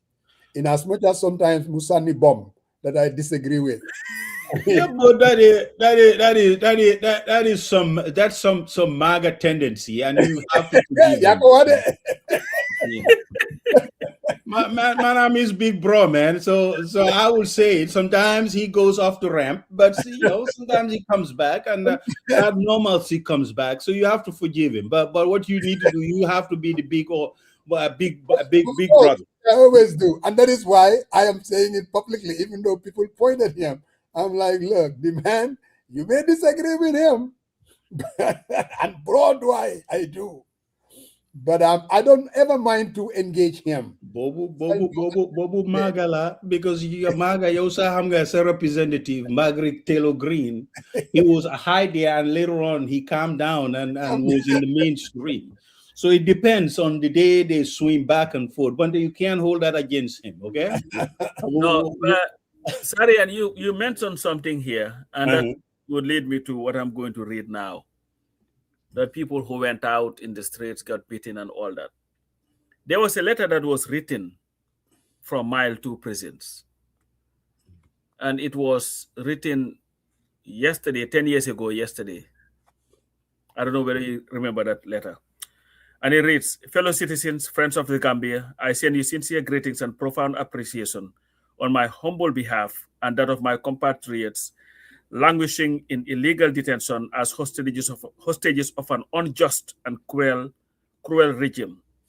From here within the borders of our beloved country and in the great cities of the civilized world, you have risen in solidarity to vindicate the basic principle that we, the Gambian people, categorically reject dictatorship and tyranny and will insist on getting the freedom and democracy worthy of our people. We thank you all. We thank all of you who value the blood and tears of our fellow citizens to prompt you to stand up and do your part to help this critical battle for the very soul and direction of our country. Together, as we stand as a diverse but indivisible people, our patience, endurance, and faith will be tested by the mechanization and barbarism of a regime drenched in our collective blood. With your continuous help, I can assure you that the moral rectitude of our cause will, by the grace of God, help us reclaim our country with it our dignity, which the dictator has trampled on for too long. I urge all citizens to be steadfast, law-abiding, and fully engaged in this journey to make our Gambia free, democratic, and safe for all its citizens. And that was the letter that Ousainou Darboe wrote from Mile 2 prisons, 10 years ago, yesterday. And again, like I was saying, Ansari, and you re-echoed, irrespective of how much you disagree with people, we have to do better. And the opposition have a duty and a responsibility. People were asking, somebody was asking, but how do we come to a solution to this? How do we choose somebody? Like deal with the elephant in the room, yeah. They are going to be tested at the polls. And I come back to this again. If you cannot convince a few hundred people that you are the most ideal candidate, how would you be able to convince over 1 million voters? So we have to do it because we want a Gambia that is better than the one that we have now, or let's not do it and all try to go on our own so that Barrow can continue to lead. Musa, I was listening to somebody today, and he was using this concept of banter. That is the best alternative to negotiated agreements. And as I was listening to him, I'm like, okay, this is a very interesting, conversation that he is having. And he was talking about a theory that he said his economics teacher gave them. They had two people in a room, and they had to negotiate how to share $1 million. $1 million. The green man and the orange man. Let's call it, our parties. The green man said that unless it was 50-50, he was not going to engage in the negotiation. 50-50, otherwise But what he did not know was that the orange man was negotiating from a different set of rules. Because the orange man had claimed that, you know what, I'll take 600,000, you take 400,000, 60-40. The guy said no. But the orange man was told that if you do not have an agreement within an hour, you will walk away with 500,000. The green man did not know that. So what the green man did was, you know what, since I'm not getting my 500,000, we can all walk out of here. He thought they all lost. Yeah. But it ended up being that he was the one who lost because that other one got his 500,000. Get his 500,000. So the opposition is the green man. Barrow is the orange man. So let's check. Do we want to lose or do we want a new beginning? Yeah. So if we want to lose, let's just go all on our own and say, you know what? Forget it. I am this thing. My base is strong. I'm hoping that if Tarim takes this number of people from NPP, Mama Kande takes this number of people from NPP, I'll be able to win. Or Usainu has his 27%.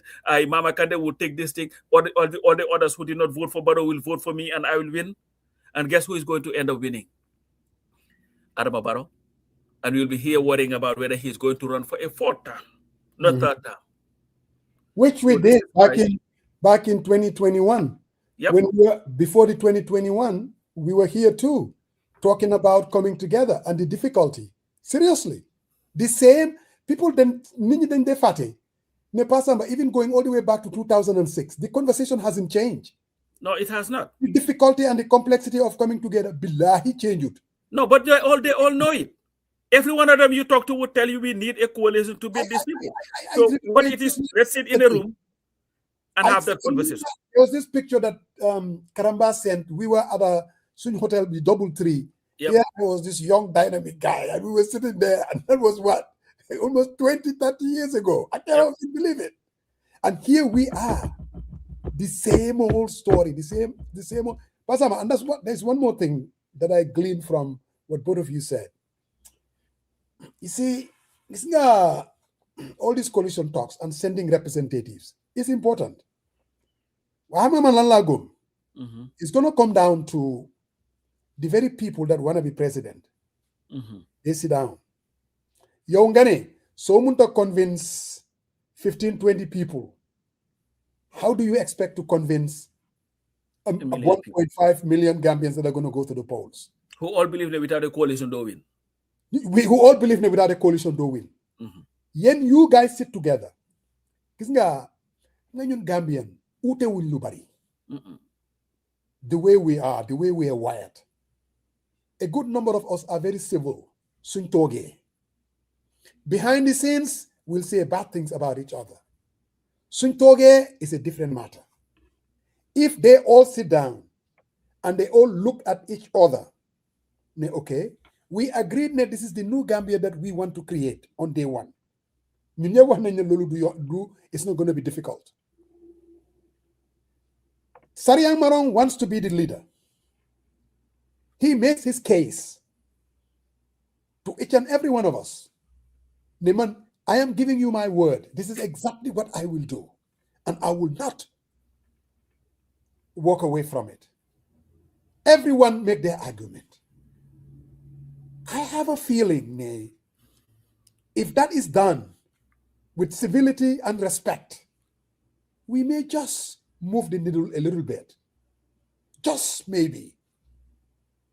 But so if you're going to send 2-3 representatives because you just want to do it for sure, because you don't want to be seen as you are not interested in, because obviously the electorate, they want a coalition. So you just want to make sure that you tick the boxes. Then clearly it's not going to be successful. And I'm not referring to anyone, Bilai. This is to each and every one of them. You go in there believing the Manduma Muna win because of we need this coalition. You have to convince yourself that first. You are harboring the, well, you know what? There is a pathway for me. If UMC is going to be sitting there and saying there is a pathway, if I can get all these young people to vote for me, then maybe I don't need this. I don't know. Be careful. I saw my man, Boubacar Siddiqui. He's a strategist. He's talking about how an SFL UMC coalition would basically just take up all the people that never cared for Barrow, because Barrow Munul, and they will vote for, they'll take votes away from Barrow, and that will give UDP a pathway to victory. Look, it's not a stupid way of, I wouldn't call it crazy. That could be a pathway. But why would you want to gamble it? You had 240,000 votes or less. We're looking at an electorate of almost 1.2.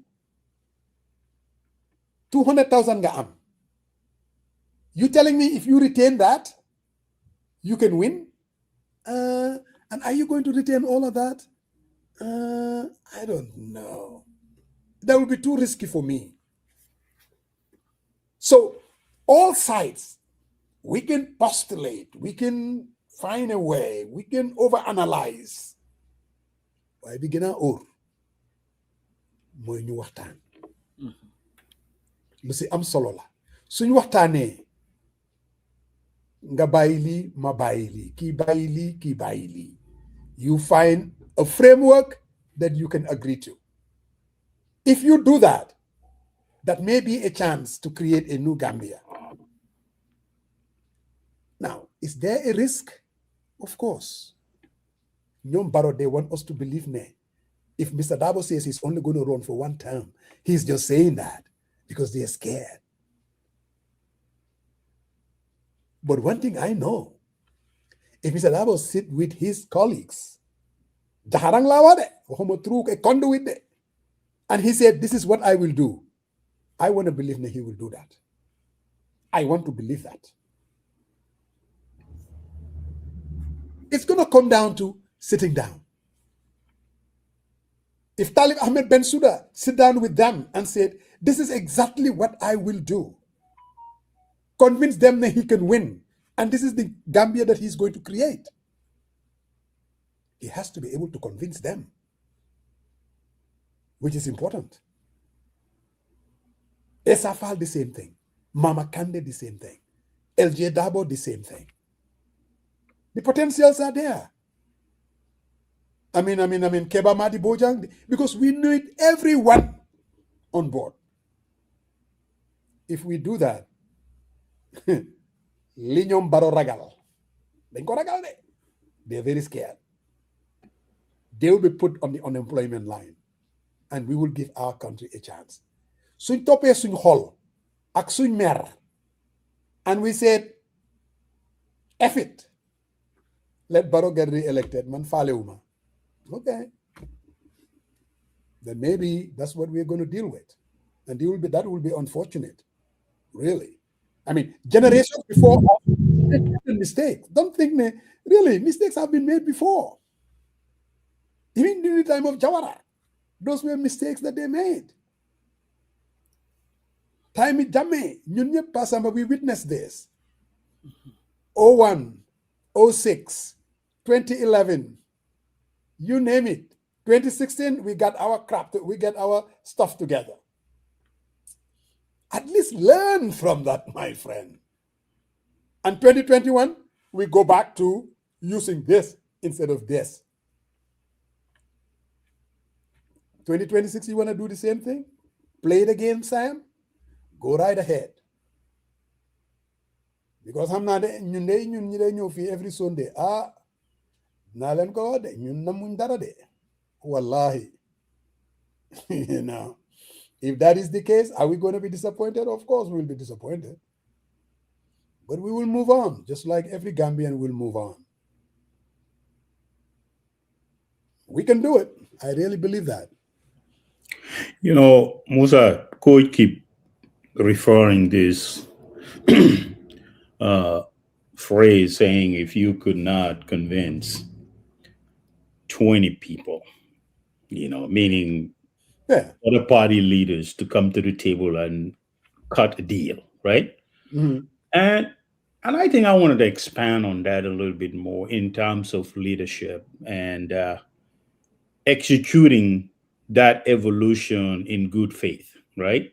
Mm-hmm. So leadership is about visibility. You have to come in, and as you were saying, sending a conduit. I think this whole discussion, it's a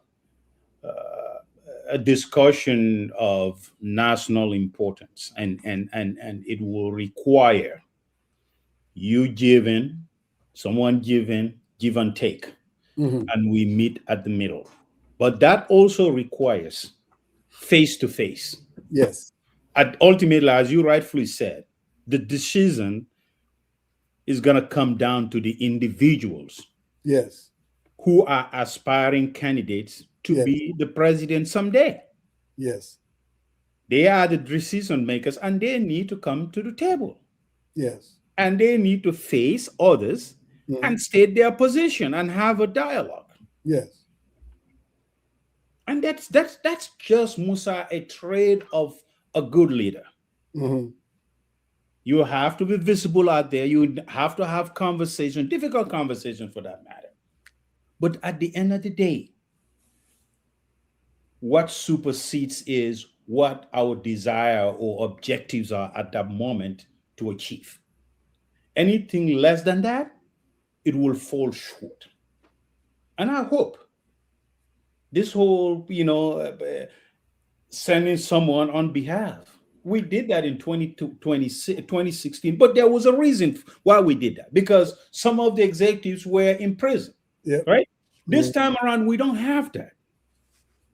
I think what it would be uplifting and symbolic is have these folks sit in the same room, face to face, and have a discussion. It's not difficult. As you rightfully say, we are all Gambians. Yeah. And the common denominator here is to dispose this government. Yeah. They can make all the noise they want. We build these structures. We did that. If you do, why are you inserting tribalism in your campaign freaking rhetoric? If you believe in that. Yeah. And you think majority of the Gambians are on your side and they will vote for you, you have a mandate. Why?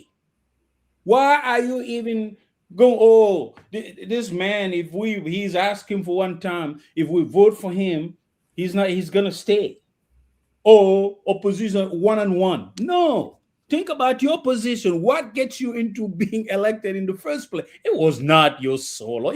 It's not your mandate.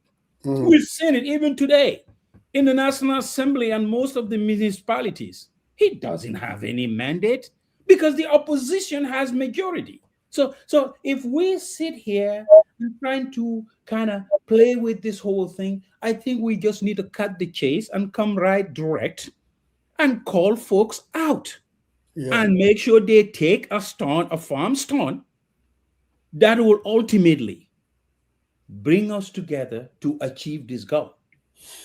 Sending someone, a middle person, absolutely, when that middle person comes in, it goes to you. Maybe they might translate something, maybe, but face to face, you hash it out, no matter how difficult, Musa, it is. It makes a difference. It really does. Musa, this is how I say it. And my dad used to say this all the time in Mandinka. He said, Nyolong baliamu masibolet. I don't know whether you understand that in Mandinka. Nyolong balu. Nyolong. Nyolong meaning hamante. Hamante, nyolong, yeah. Nyolong, right? So nyolong kola. Kola. meaning we know each other, we're good friends, we did stuff together, we were, but after we disintegrate. And we cannot even sit eye to eye. If Musa Jeng said something, it pokes me and I'm going to scream and think that Musa Jeng is my number one enemy. Yeah. He said, Masibo, Musiba. Lola don't work. So I think the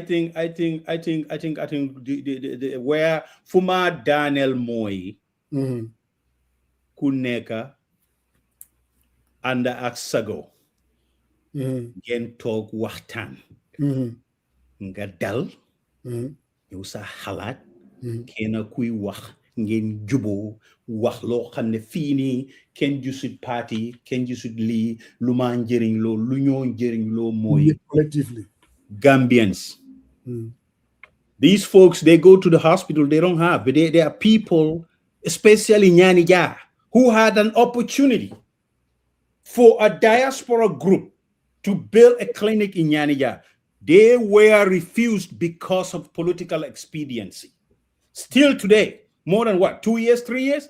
The ladies, when they have babies, they share the same bed.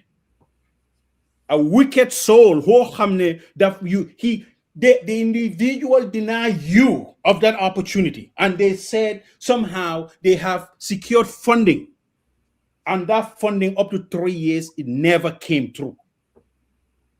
And somehow you're going to go down there, you're going to listen to that individual to vote for that presidency and that cabinet, because everything that they see is benefiting the other side. Even though it's not benefiting the other side, ultimately the people that you represent, Musa, that is wickedness. That's no leadership. And if we sit here and play these things, somehow they are normal. And this is the same old guy, wherever chaos is out there, wherever controversy is the face of the presidency. I think people need to be consistently reminded of the danger that we're facing as a country. And we should not let that happen. There are a lot of compounding problems Gambia faces. It's okay if you try 10 years, you cannot do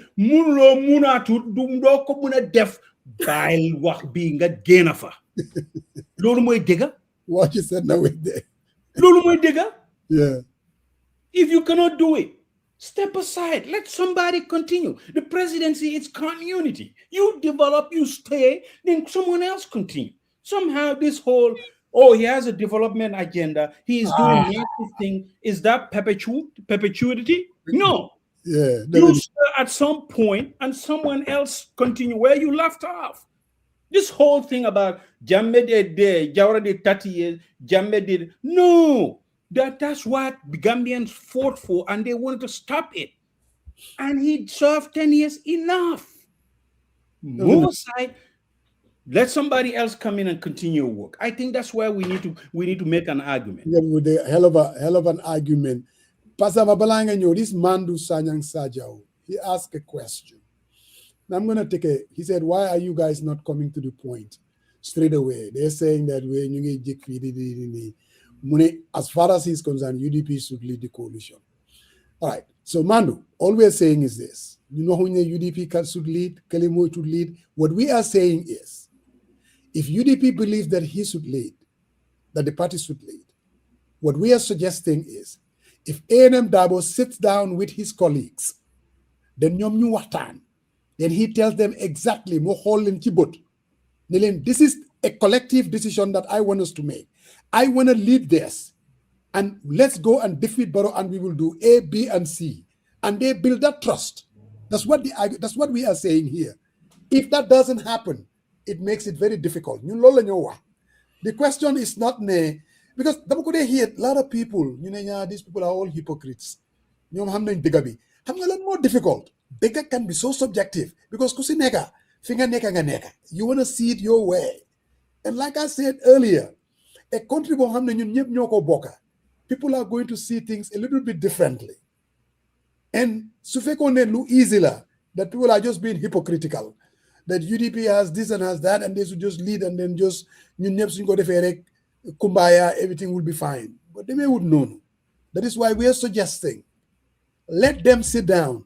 Let Mr. Dabo convince them that he is it. He can defeat Barrow with their support, and that embraces whatever framework is put in place to build that trust. In the absence of that, people are saying that the man cannot win. So what are you going to say? Oh, just because they hate the guy? See, it's complex, and the way to deal with it is to sit down.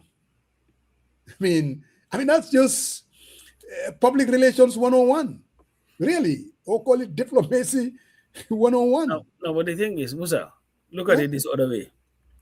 If you ask many Gambians today, based on competence, yes, between Mr. Dabo and Adama Barrow, yes, who would they tell you is more competent, is more educated? Mr. Dabo. Is that the reason why people just got up and vote for? That is the reason why Mr. Dabo goes to people and try to convince them that, you know what, I'm a better candidate than this person. We are not the negotiators. All we are saying, Moine, you go there, everybody would come with their position. UDP has a position, other people have a position, and then you agree to disagree until you come to an agreement. It's not something that somebody would just wake up and say, you know what, we like you, them all. That's not how it works. All these political parties form their parties for a reason. So they have to come together, sit with everybody, and then you make your case. Why am I the best candidate for this? I have this, that, the other.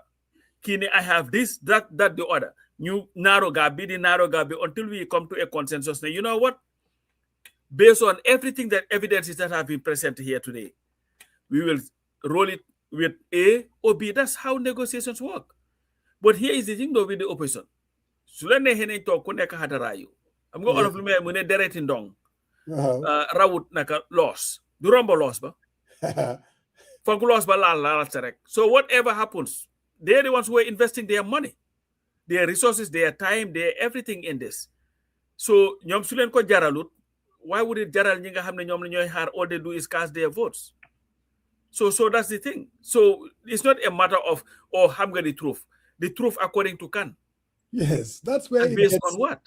So Mr. Dabo understands this, and this was when Mr. Dabo was interviewed about that position, because of you are the I'm living nobody, you'll lead it. Well, we have our key we have our position, and that is what we are just stating our position. When we go there, state position, and then that's how you build a consensus.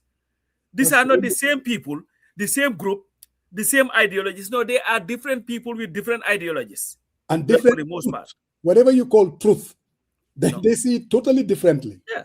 So you go there, you sit, you talk among your peers and say, you know what, let's see what we do. Hitting the nail on the head, what would that gain us? We've been talking about this forever.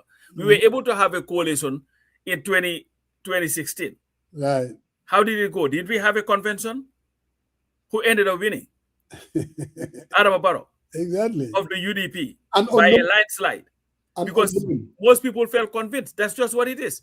And when we saw a coalition building, given everything that we've known about coalition, 2016, the betrayal that came with it. You go to Africa, people are talking about even this PASTEF and their whole nonsense. You know what, betrayal and all these things. So when people are getting into it, because they don't want to go in 5 years and trying to form another coalition to defeat that other coalition. That's just what it is. So the same way that people should not discount UDP, it's the same way that UDP cannot also discount other potential partners. Bro, again, the truth is all over the place. Look at this Aliou Gassama. Even if all the opposition parties come together and Mr. Dabo is the coalition leader, they will lose. I mean, again, that is his truth. That is an opinion. You see, and then I'm glad with his qualifier, my opinion. So what we are saying is, and I see my man here, Mamadou Ndour Sabali, he's saying that, well, it's not Echi Dabo, it's UDP.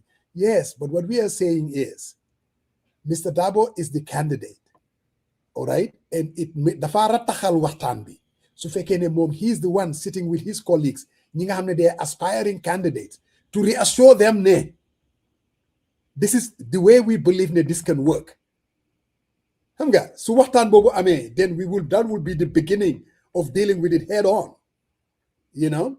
But when you send, and it's not only him, when you send two people, and I mean, UMC sent two people, and then another GDC sent two people. You just you don't wanna be seen as, you don't want to all get along, just to fulfill, to check the box. Okay, then coalition do am, and then we can all go at it. And come December 6th, whoever wins, and then we move on as a country. You know, or move back. Or move back. Or stay stagnant. You know, this guy is in Gambia. He's always been on our platform. Mune mungi Gambia. Mune everything is dandy. We need continuity. There is development. There is investment. This is the best thing that has ever happened to this country.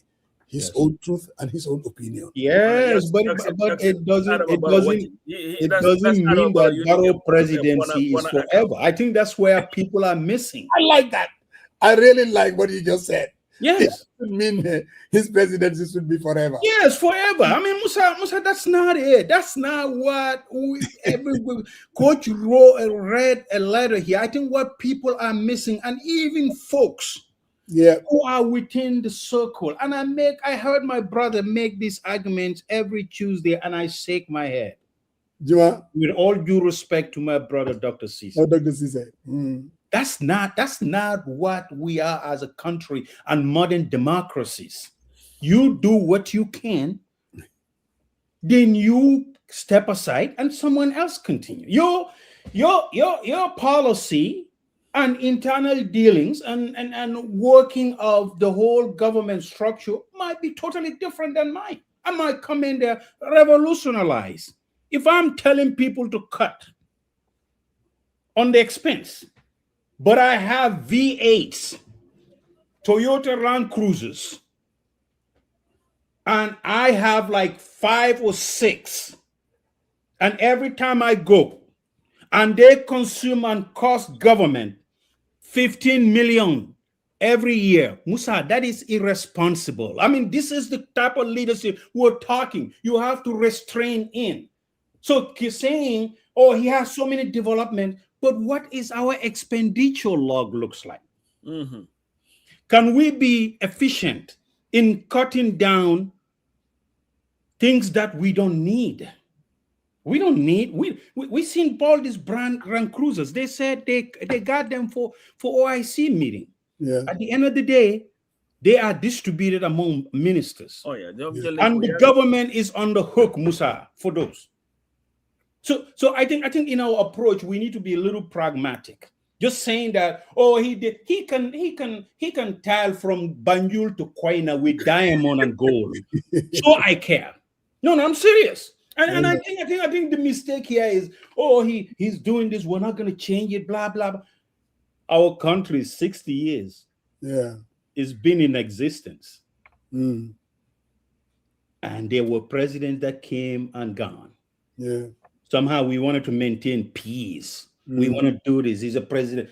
Okay, who is going to be a next president who's going to hate Gambia and throw it into chaos and there's going to be war? I mean, that's not a good argument. Mm-mm. It's not. He might be great. Yes, good. But now it's time to pass the baton. And I think that's where our argument is. And if you spend up to a point whereby folks who are borrowing money are saying, "Oh man, this is a little too much." I think you need to look at it, right, and kind of make adjustments. And I'm gonna kind of this whole pivot a little bit because I think people keep scaring people about this tribal, and Barrow knows what he's doing. Whenever he start invoking Usainu's name, you know where he's going about this, and I think people need to be very careful about it. We had all the horrible things about Mandani when he was running for mayor as New York. He's a Muslim. He's a socialist. He's doing it. But guess what, Musa? 12 billion. He turned it around without cutting a damn essential program for the residents. Oh, yes. And guess what he did? Yep. You look up the little guy. He says there is a lot of empty stores, grocery stores. Correct.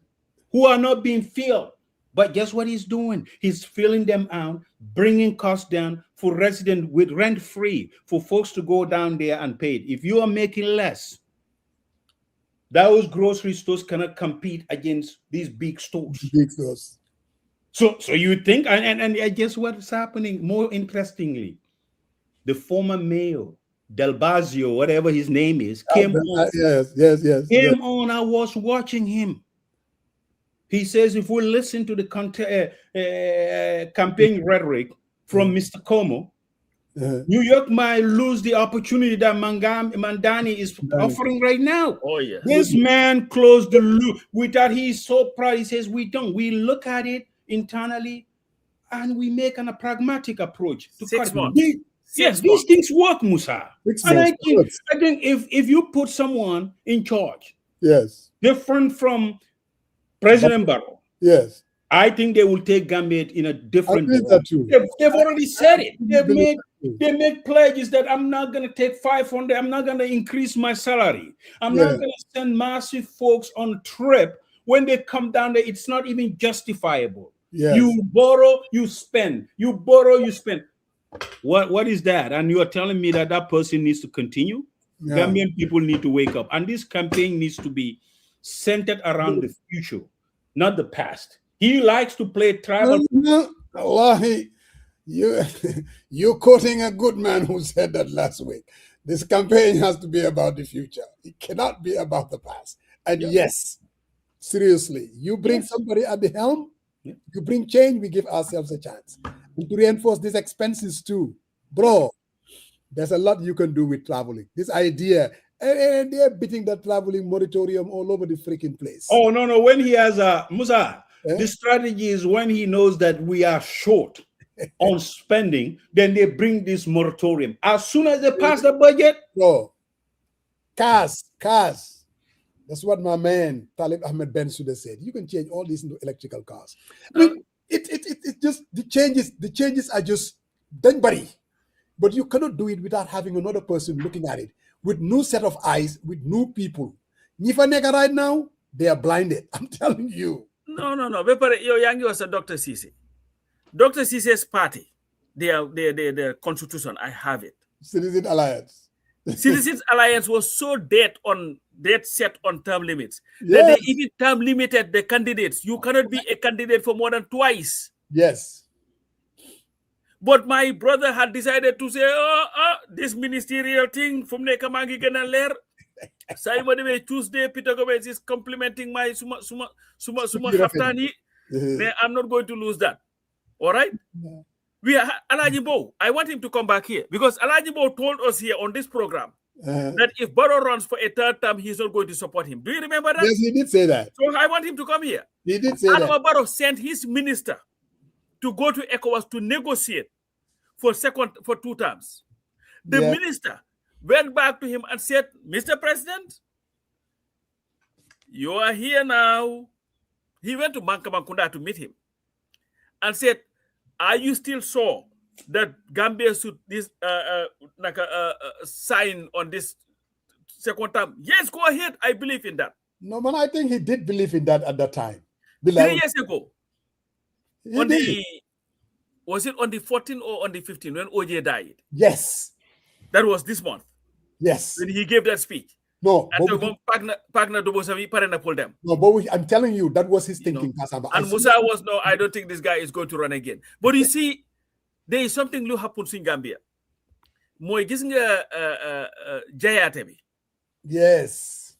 Dañ la jay comme Thione Seck mu ne yàlla dafa bind ganaar ne ko dewe ko koli ko nit jàppa ganaar di ko jay be ganaar ga mbokk baat ba dama mu dee. That's what they do to you.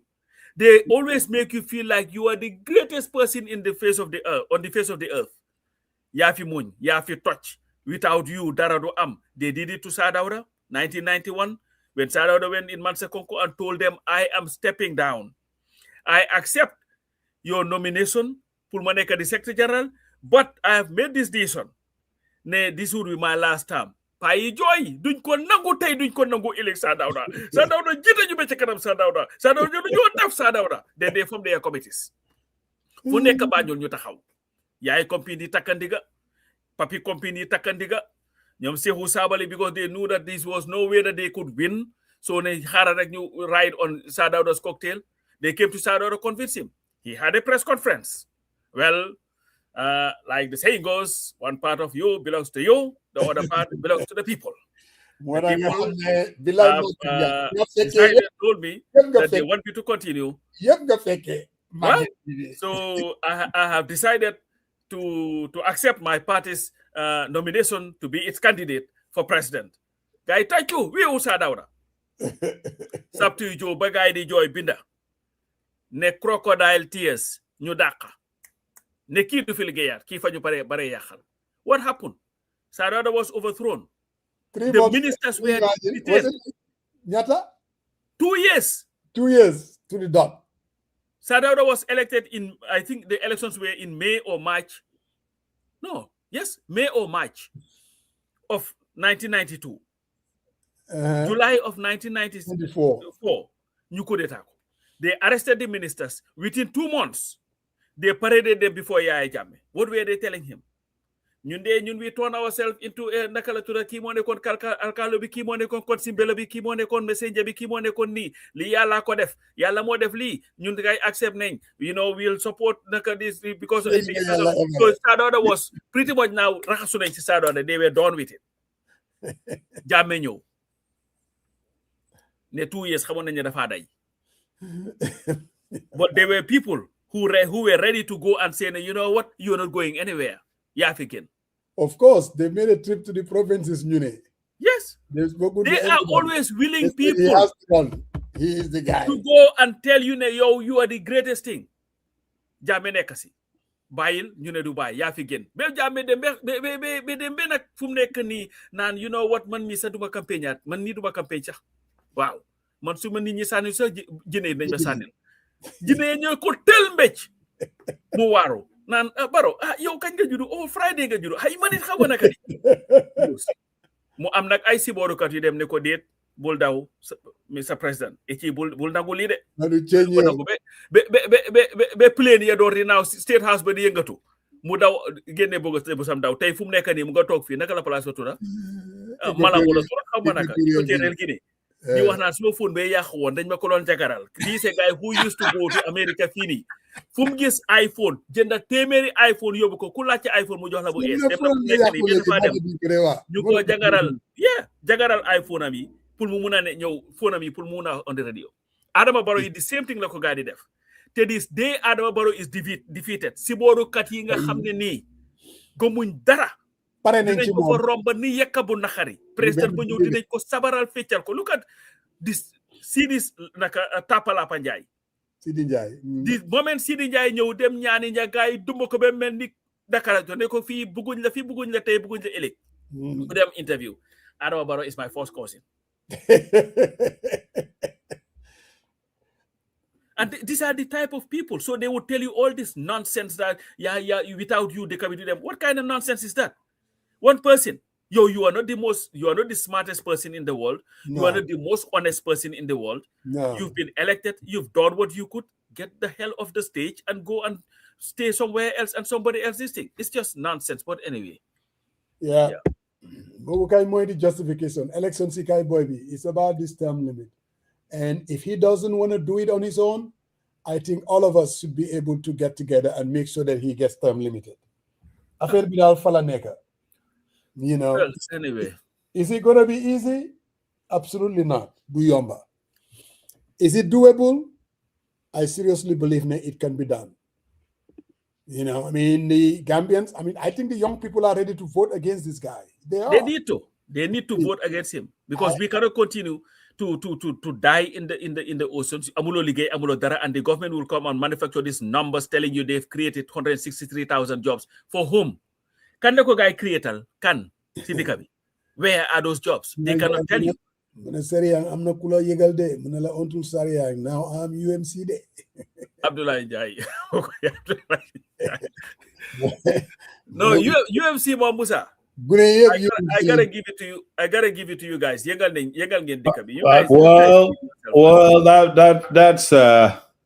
That's a hell of a thing, man. Because Abdullah was a very was a die-hard supporter of PDOIS. So there you go. It looks like Musa, UMC is taking it away from everyone. Abla Njai PDOIS, you can support the again them see UMC. You know, we want to bring to Gambia what Mam Dani is doing in New York. Oh, bro. So they the Mam Dani other analogy ngaje. And Suda is the Mam Dani. No. You guys are capitalists to the core. You need a hardcore socialist. Musa, we are watching there, and you know, Coach, one thing I believe in, if you're talking about you going to represent, you are the future, the face of the future. And when you show up, you have this Nyeti Abdu embroidered. Man, I would say I think there is a disconnect somewhere, and everyone watching this needs to be very careful. The people who are having hard time to put stuff on the table, or they lack stuff, and we knew what your salary is, and you are telling them to give you position. And this is not directly to Talib Bensouda per se, but I seen, which I always have reservation. Even on the hold on, even on stuff, they will have this garambuba mohamne sunyo talk side, you know, to adjust to talk is so heavy that they have to adjust to that.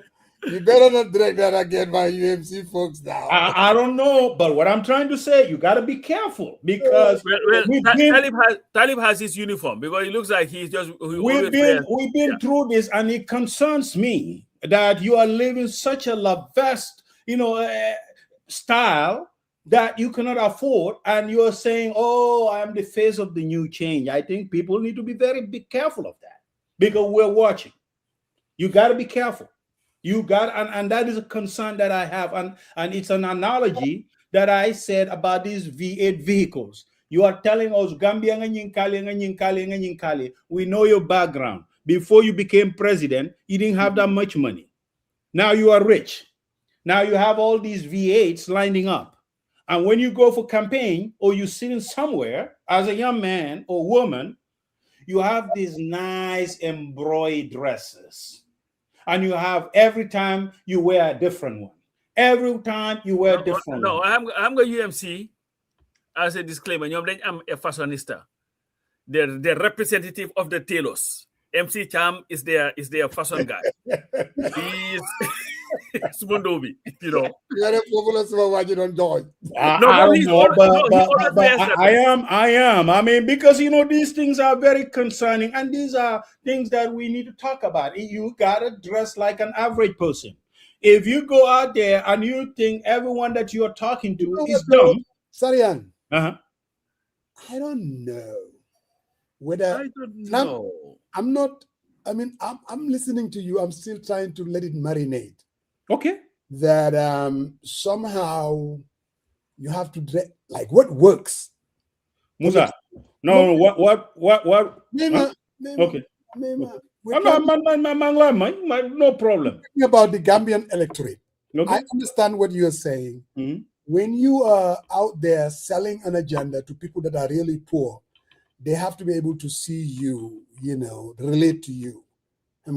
Why Sunle say, you dress in a way that is like, not in accordance to their status or whatever, that somehow that may not help you politically. I don't know. Our electorate, so if we dress like in a very regular way. I mean, I remember Doi, Pasamba, their party leaders. And you remember when they used to wear this momsareuni, very, so go gise daf la wone bi tlalu barak ñatala lañ ko jëdé, But somehow, just dress down, we are just the same. I don't know whether politically that works, to be honest with you, to the electorate. Are you done? I am not. Oh, let me put it this way. I haven't seen the evidence. Okay. I have not seen the evidence. Now, somehow, level. People like to, the way we do our leaders, we see them as Mansa. We see them way up there. These are the people that can move mountains. That's how you inspire them. Really? That's how you build that, whatever you call it. Really, Musa. I'm not speaking in terms of what is right. No. I'm just speaking. No. And I think the angle that I'm taking here is my rebuttal to what you are making, trying to fancitize it all you want. And this is not. Hold on. You said what's your piece? Let me have my piece. This is in terms of morality. I'm talking about that. Halifa Saleh, they have it, yes, but still now. This is why people sit down here over years, even though they're not able to win, but people trust them. But they don't trust. No, hold on. And sometimes I think where your analysis gets skewed a little bit, you try to put everything, what is the political gain? And I'm not talking about that. That's what I said. No. I'm not. That's irrelevant to me. What I'm trying to say is, you are sending a bad message. If you're telling me, and we know that, we keep talking about corruption. I think you need to measure up to where you can. Saying that, they swing mansa. That mentality right there, we need to work to ensure that we sensitize our voters, not to think like that. They need to think like Mansa works for us, not the other way around. It's just like what we just spoke about. Somehow Barrow is doing development. He needs to continue. We cannot do that. Musa, that is our role to talk about these things, to sensitize folks. Because sometimes when I see this, and you know what? I don't even have those Nyeti Abdus in my closet.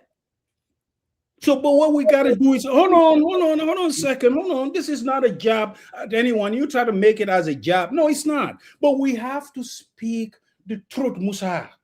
This all comes in. If someone try to, you go above and beyond. I think we need to restrain ourselves a little bit if we're going to go to an average guy. And I've seen this all over. It's not just young person that you perceive this thing might be direct. I started all with the government. If we, as Gambians, if we want to restrain and see more development in that country, I think we need to cut our spending. We live beyond our means.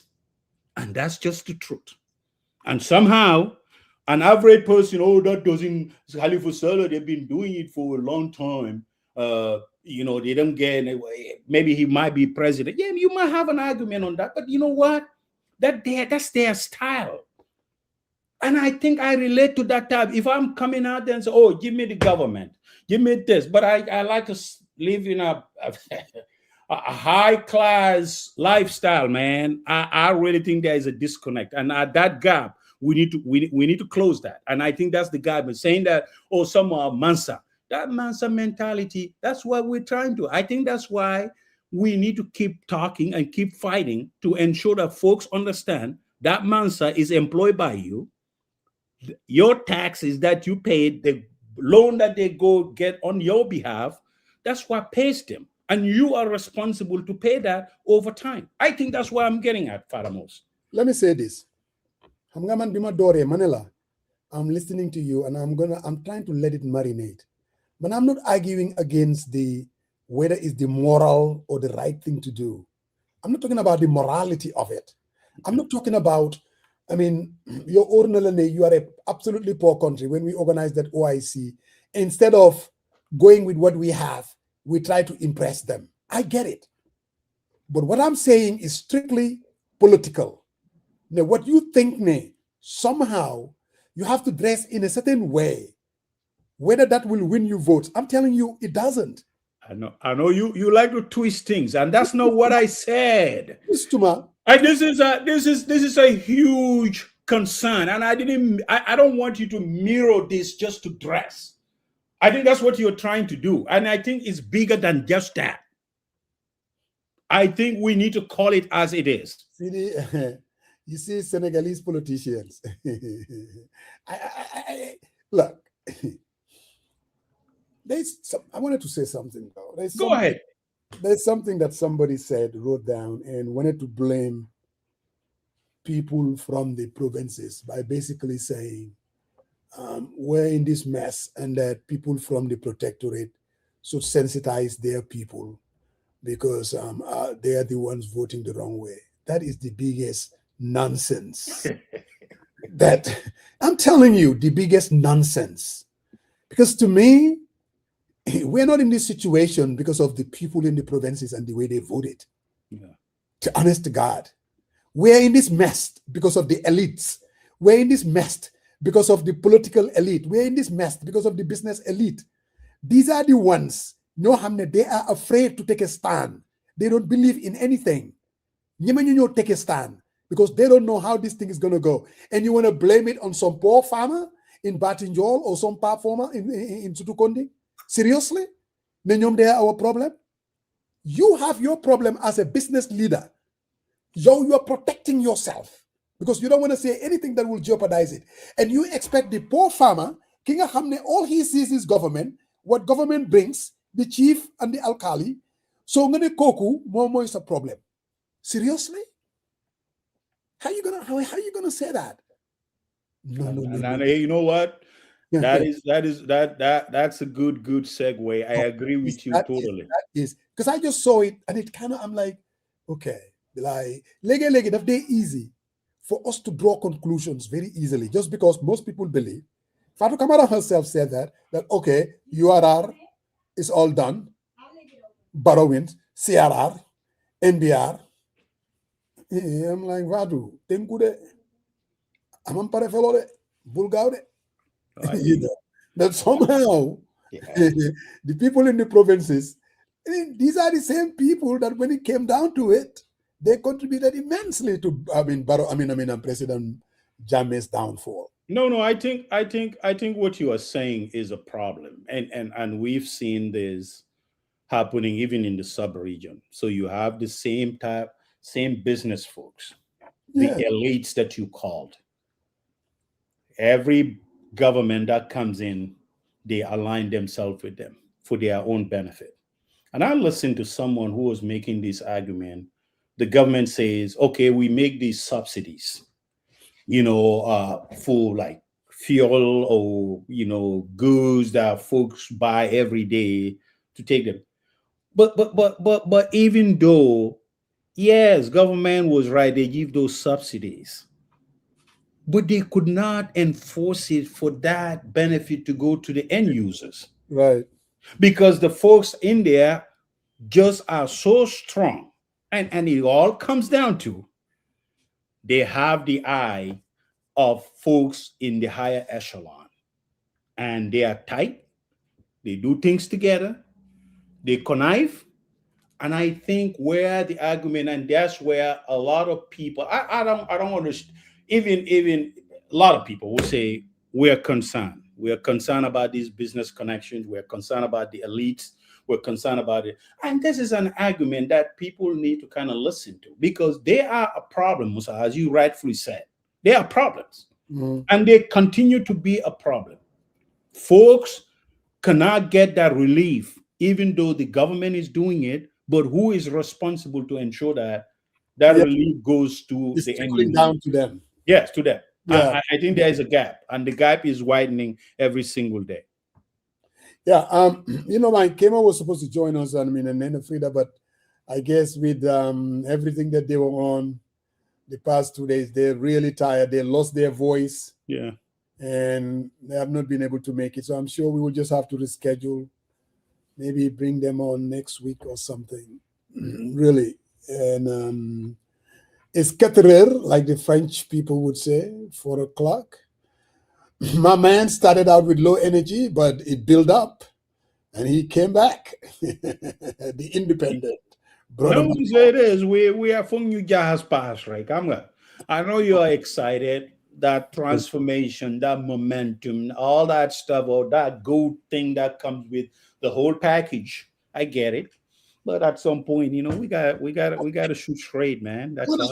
I want to also make another clarification that was from my main man Boubacar. He's like, okay, Ibrahim Diba is disappointed because he wanted the deputy party leader. And I just want to tell him, Ibrahim Adiba got exactly what Ibrahim Adiba wanted, and then that's what he ran for. Ibrahim Adiba wanted to be national president. Seriously, Ibrahim Adiba was not interested in being deputy leader, and also something directed at Karafa.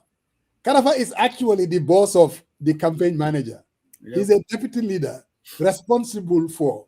Now they came up with their setup. We all know that these things sometimes you have to create them to fit.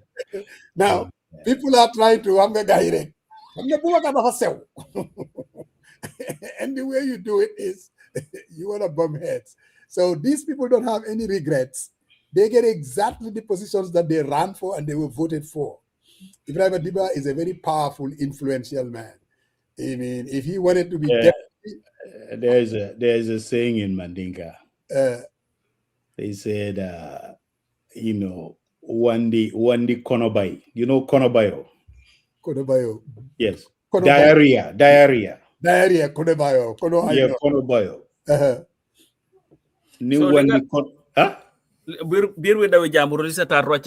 That's it. That's what it is. Why are you so? No, no, jase uma. No lie what? Bubakar. He was nitpicking.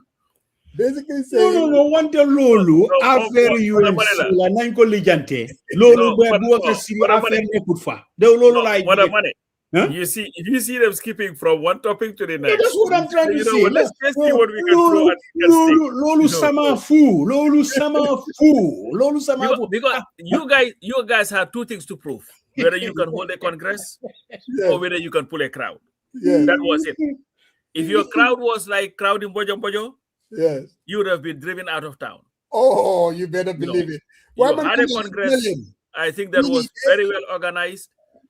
Very good. I told them UMC graduated from University of UDP.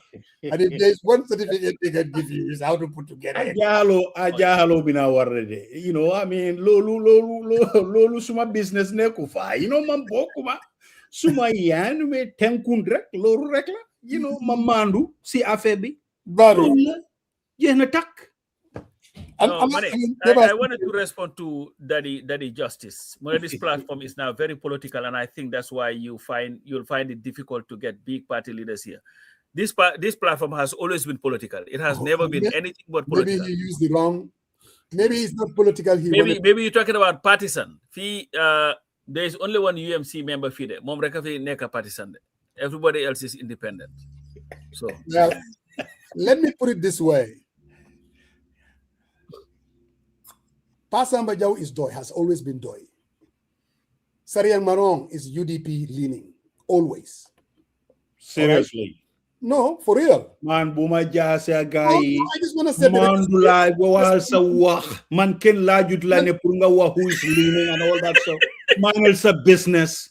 Buma jasa guy. Buy ma sisuma jama. Man, I am independent. Musa Jen cannot speak on my behalf. Man, my wasuma wah. Man, UMC or no UMC, any person that we bring here, I'll take that person to task. That's what I do. That's my MO.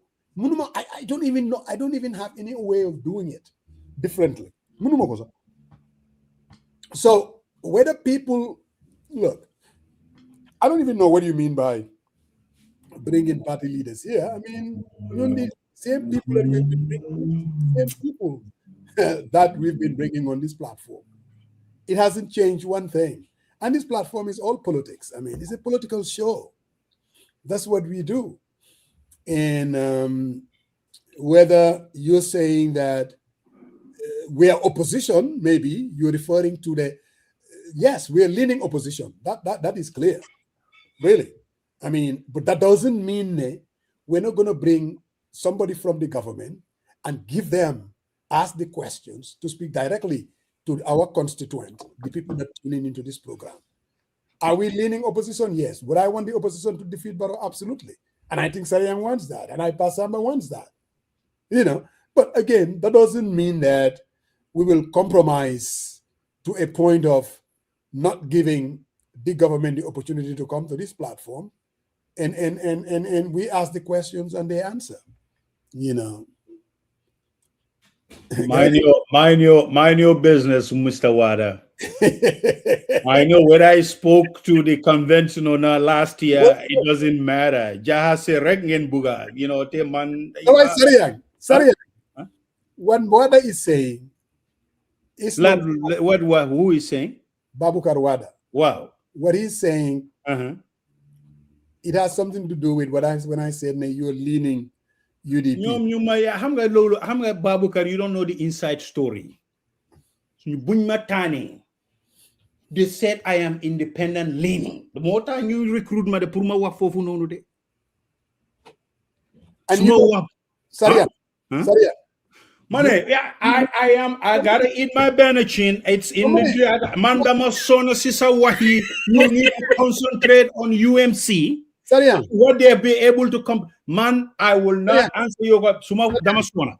Saria. Yes. To reaffirm what you just said. The Yellow Boys, they needed a different voice. And you were seen as an independent. But I don't even. No. I'm just trying to reaffirm. I am a Boko Nyambas, Boko Def. Nanko by Nonu. Where Wada is saying, I speak. There were people who are from different political parties. They show up. Even Gala folks show up yesterday. They invite them.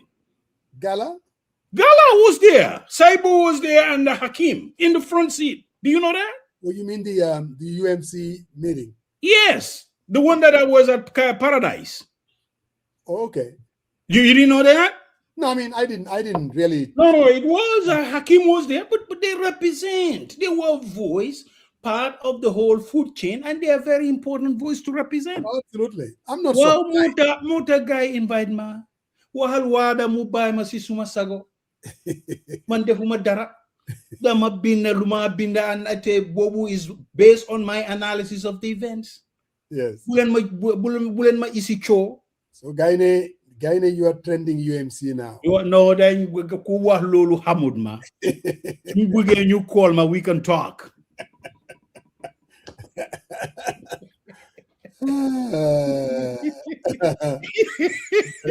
Anga musayo danga muna jahase torop te gis guy kero Gianaba he went to attend a graduation in New York and called me and said, Subhanallah, I saw something. I saw something at Buffer Zone. I'm very, very excited. Did you talk to Musa Ajeng? I said, yeah, talk to him. He was busy at his hall, but yeah, he even made a video, and I recorded your video. I sent it to her, and I said, look at him, man. You know, he's all ecstatic about this whole, thing. So that's true. So by my dad. I was Sal Tal says, don't put words in Sariang's mouth, please. I'm not more funny. You putting words in my mouth. No, man, money, man, independent. By my sisuma be independent. You're independent, Rulo. Why? Why? Hey, that's why. So that piece that I wrote on my Facebook page, is there anything biased about that piece? Oh no, that's true. You have so you have this selective amnesia. So bohamne. It goes in line. You like that, but it is side. No, you're not independent. So Musa Dario fair load. You gotta come full force. Huh? You gotta come full force. What do you mean full force? Bye, Marek. Bye, Musa. Coach told me. Everybody says if you sit on that platform, you gotta be in there. You gotta say it on the balance. So from there, can it out? How the political environment is, while you maintain our independence, that way we come here. You are definitely independent. When it comes to kind of problem or something, I am more independent than both of you combined. Go kind of problem or something. I am absolutely. This guy don't longer the Babuka City, Maja Babuka Maneko Maga. I don't know whether he texts me or not. Calling me, Sarian, why you calling me Maga?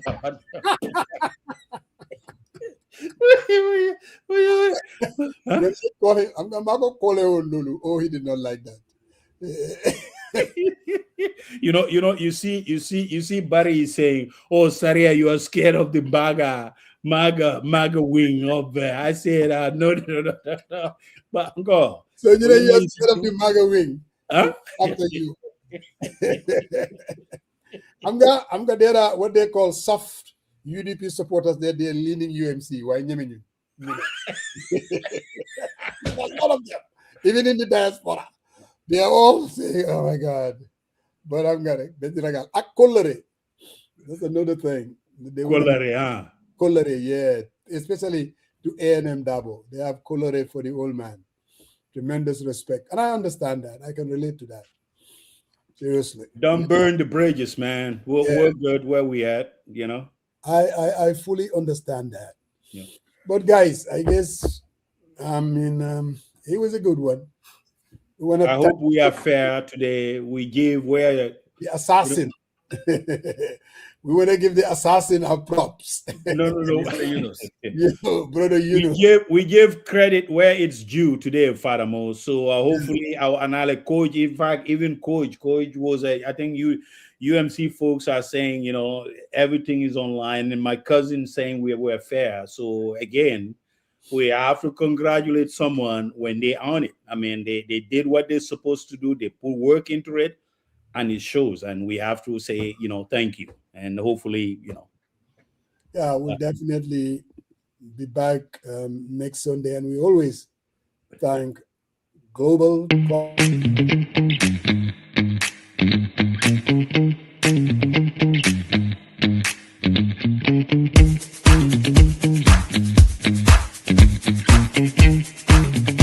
No deposit, flexible payment plans, and lots of discounts.